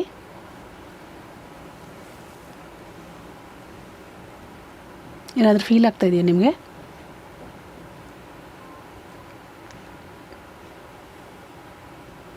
ಇಲ್ಲ, ಗೊತ್ತೇ ಆಗಲಿ. ಆದರೆ ಎಷ್ಟು ಶವರ್ ಆಯಿತು ವೈಟ್ ಅಂತ ಹೇಳಿದರೆ ಬಾಡಿಗೆ ಹೋಗ್ತಾನೆ ಇತ್ತು. ಮೈಂಡ್ ಬ್ಲಾಕ್ ಮಾಡ್ಕೊಳ್ತೀರಾ ನೀವು, ತುಂಬ ಹಗುರವಾಗಿ ಬಿಡಿ.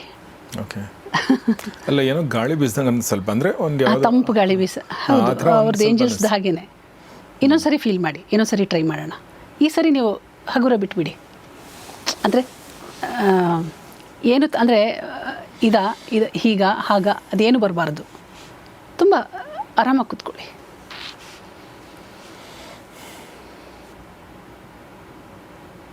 ಹಿಂಗೆ ಇರ್ಬೇಕು ಅನ್ನಿಸ್ತಾ ಇದೆ ಅಷ್ಟೇ. ಓಕೆ, ಸೊ ಹಾಗೆ ನಾವು ಡಾಕ್ಟರ್ ಸುರೇಖಾ ಕೆ ಅವ್ರ ಜೊತೆ ಮಾತಾಡ್ತಾ ಇದ್ವಿ. ಮೇಡಮ್, ನಿಮ್ಮ ಹತ್ರ ಈಗ ನೋಡೋರಿಗೆ ಕೆಲವೊಬ್ಬರಿಗೆ ಅನಿಸಿರುತ್ತೆ ನಾವು ಮೇಡಮ್ ಹತ್ರ ಹೋಗ್ಬೇಕು ಅಂತ. ಯಾವ ಥರದ್ದು, ಅಂದರೆ ಏನಾದರೂ ಸಮಸ್ಯೆ ಇದ್ದವ್ರು ಬರಬೇಕಾ? ಇಲ್ಲ, ರೇಖಿ ಆ ಥರ ನೋಡಿ, ಈ ಥರ ಎಲ್ಲ ಸಮಸ್ಯೆ ಇರೋರೇ ಬರ್ತಾರೆ ಅಂತ ಅಲ್ಲ, ಎಲ್ರಿಗೂ ಬೇಕು ರೇಖಿ. ಎಲ್ಲ ಥರವರು ಬರ್ತಾರೆ, ಸಂತೋಷವಾಗಿರೋರು ಬರ್ತಾರೆ, ಸಮಸ್ಯೆ ಇರೋರೇ ಬರ್ತಾರೆ ಅಂತಲ್ಲ. ಏನಾದರೂ ಸಮಸ್ಯೆ ಇದ್ದರೆ ಹೀಲ್ ಆಗುತ್ತೆ. ಆ ಥರ ಬಂದಾಗ ಏನಾದರೂ ಸಮಸ್ಯೆ ಇಲ್ಲದೇ ಇರೋರು ಬಂದರೆ ಏನಾಗುತ್ತೆ? ತುಂಬ ಸಂತೋಷ ಸಿಗುತ್ತೆ, ಪಾಸಿಟಿವ್ ಎನರ್ಜಿ ಅಲ್ವಾ ಇದು. ಸಾಧನೆಯಲ್ಲಿ ಮುಂದಕ್ಕೆ ಹೋಗ್ತಾರೆ, ಸೆಲ್ಫ್ ರಿಯಲೈಸೇಷನ್ ಕೂಡ ಆಗುತ್ತೆ. ಬರೀ ಥೆರಪಿ ಅಷ್ಟೇ ಅಲ್ಲ ರೇಖಿ. ಆಮೇಲೆ ರೇಖಿ ಮದರ್ ಎನರ್ಜಿ ಆ್ಯಕ್ಚುಲಿ, ಯಾರಿಗೆ ಬೇಡ? Mother energy. ಅಷ್ಟು ತುಂಬ ಪಾಸಿಟಿವ್ ಆಗಿರ್ತಾರೆ. ಸೊ ಥ್ಯಾಂಕ್ ಯು, ನಮ್ಮ ಜೊತೆ ಇಷ್ಟೊತ್ತು ಮಾತಾಡಿದ್ರಿ. ಸೊ ಡಾಕ್ಟರ್ ಸುರೇಖಾ ಮೇಡಮ್ಗೆ ನಿಮ್ಮೆಲ್ಲರ ಪರವಾಗಿ ನಾನು ಧನ್ಯವಾದಗಳನ್ನ ಹೇಳ್ತೀನಿ. ಥ್ಯಾಂಕ್ ಯು ವೆರಿ ಮಚ್, ನಮ್ಮ ಜೊತೆ ಇಷ್ಟೊತ್ತು ಮಾತಾಡಿದ್ರಿ. ಸೊ ಏನಾದರೂ ಒಂದು ಪರ್ಸ್ನಲ್ ಆಗಿ ಏನು ಹೇಳಬೇಕು ಅಂತಂದರೆ, ಕೆಲವೊಂದು ಸಲ ಅಂದರೆ ಡಾಕ್ಟರ್ ಸುರೇಖಾ ಅವ್ರ ಜೊತೆ ಈ ವಿಚಾರಗಳು ಮಾತಾಡ್ತಾ ಇದ್ದರೆ ಸ್ಟಾಪ್ ಮಾಡೋದು ಬೇಡ ಅನಿಸುತ್ತೆ. ಅಂದರೆ ಮಾತಾಡ್ತಾ ಇರೋಣ ಅಂತ ಅನಿಸುತ್ತೆ. ಅಷ್ಟು ಮಾತ್ರ ಹೇಳೋಕ್ಕೆ ಸಾಧ್ಯ. ಅಂದರೆ ಅದು ಅವ್ರ ಕನ್ವಿಕ್ಷನ್ನು ಅದೆಲ್ಲ ಕಾರಣಗಳಿರ್ಬೋದು. ನನಗೆ ಅದರಲ್ಲಿ ಏನೋ ಅನುಭವ ಇಲ್ಲದೆ ಇದ್ದರೂ ಕೂಡ ಅವ್ರ ಮಾತುಗಳನ್ನ ಕೇಳ್ತಾ ಇರೋಣ ಅಂತ ಅನಿಸುತ್ತೆ. ಸೊ ಅಷ್ಟೇ. ನಿಮಗೇನು ಅನ್ನಿಸ್ತಂದು ದಯವಿಟ್ಟು ಕಮೆಂಟ್ ಬಾಕ್ಸಲ್ಲಿ ತಿಳಿಸಿ. ಮತ್ತು ಅದಮ್ಯ ರೇಖೆ ಸೆಂಟ್ರಿಗೆ ನೀವು ಹೋಗಬೇಕು, ಏನಾದರೂ ಕಲಿಬೇಕು ಅಂದರೆ ಅವ್ರ ಫೋನ್ ನಂಬರ್ ನಾವು ಕಮೆಂಟ್ ಬಾಕ್ಸಲ್ಲಿ ಕಮ್ಯುನಿಟಿ ಪೇಜಲ್ಲಿ ಡಿಸ್ಕ್ರಿಪ್ಷನಲ್ಲಿ ಹಾಕಿರ್ತೀವಿ. ಆಸಕ್ತರು ಸಂಪರ್ಕಿಸಿ ಅಂತ ಹೇಳ್ತಾ ಇವತ್ತಿನ ಈ ಎಪಿಸೋಡ್ ಮುಗಿಸ್ತಾ ಇದ್ದೀನಿ. ನೋಡ್ತಾರೆ ಗೌರಿ ಶಿಕ್ ಸ್ಟುಡಿಯೋ, ನೋಡ್ತಾರೆ ಮಾನಸ ಸರೋವರ. ನಮಸ್ಕಾರ.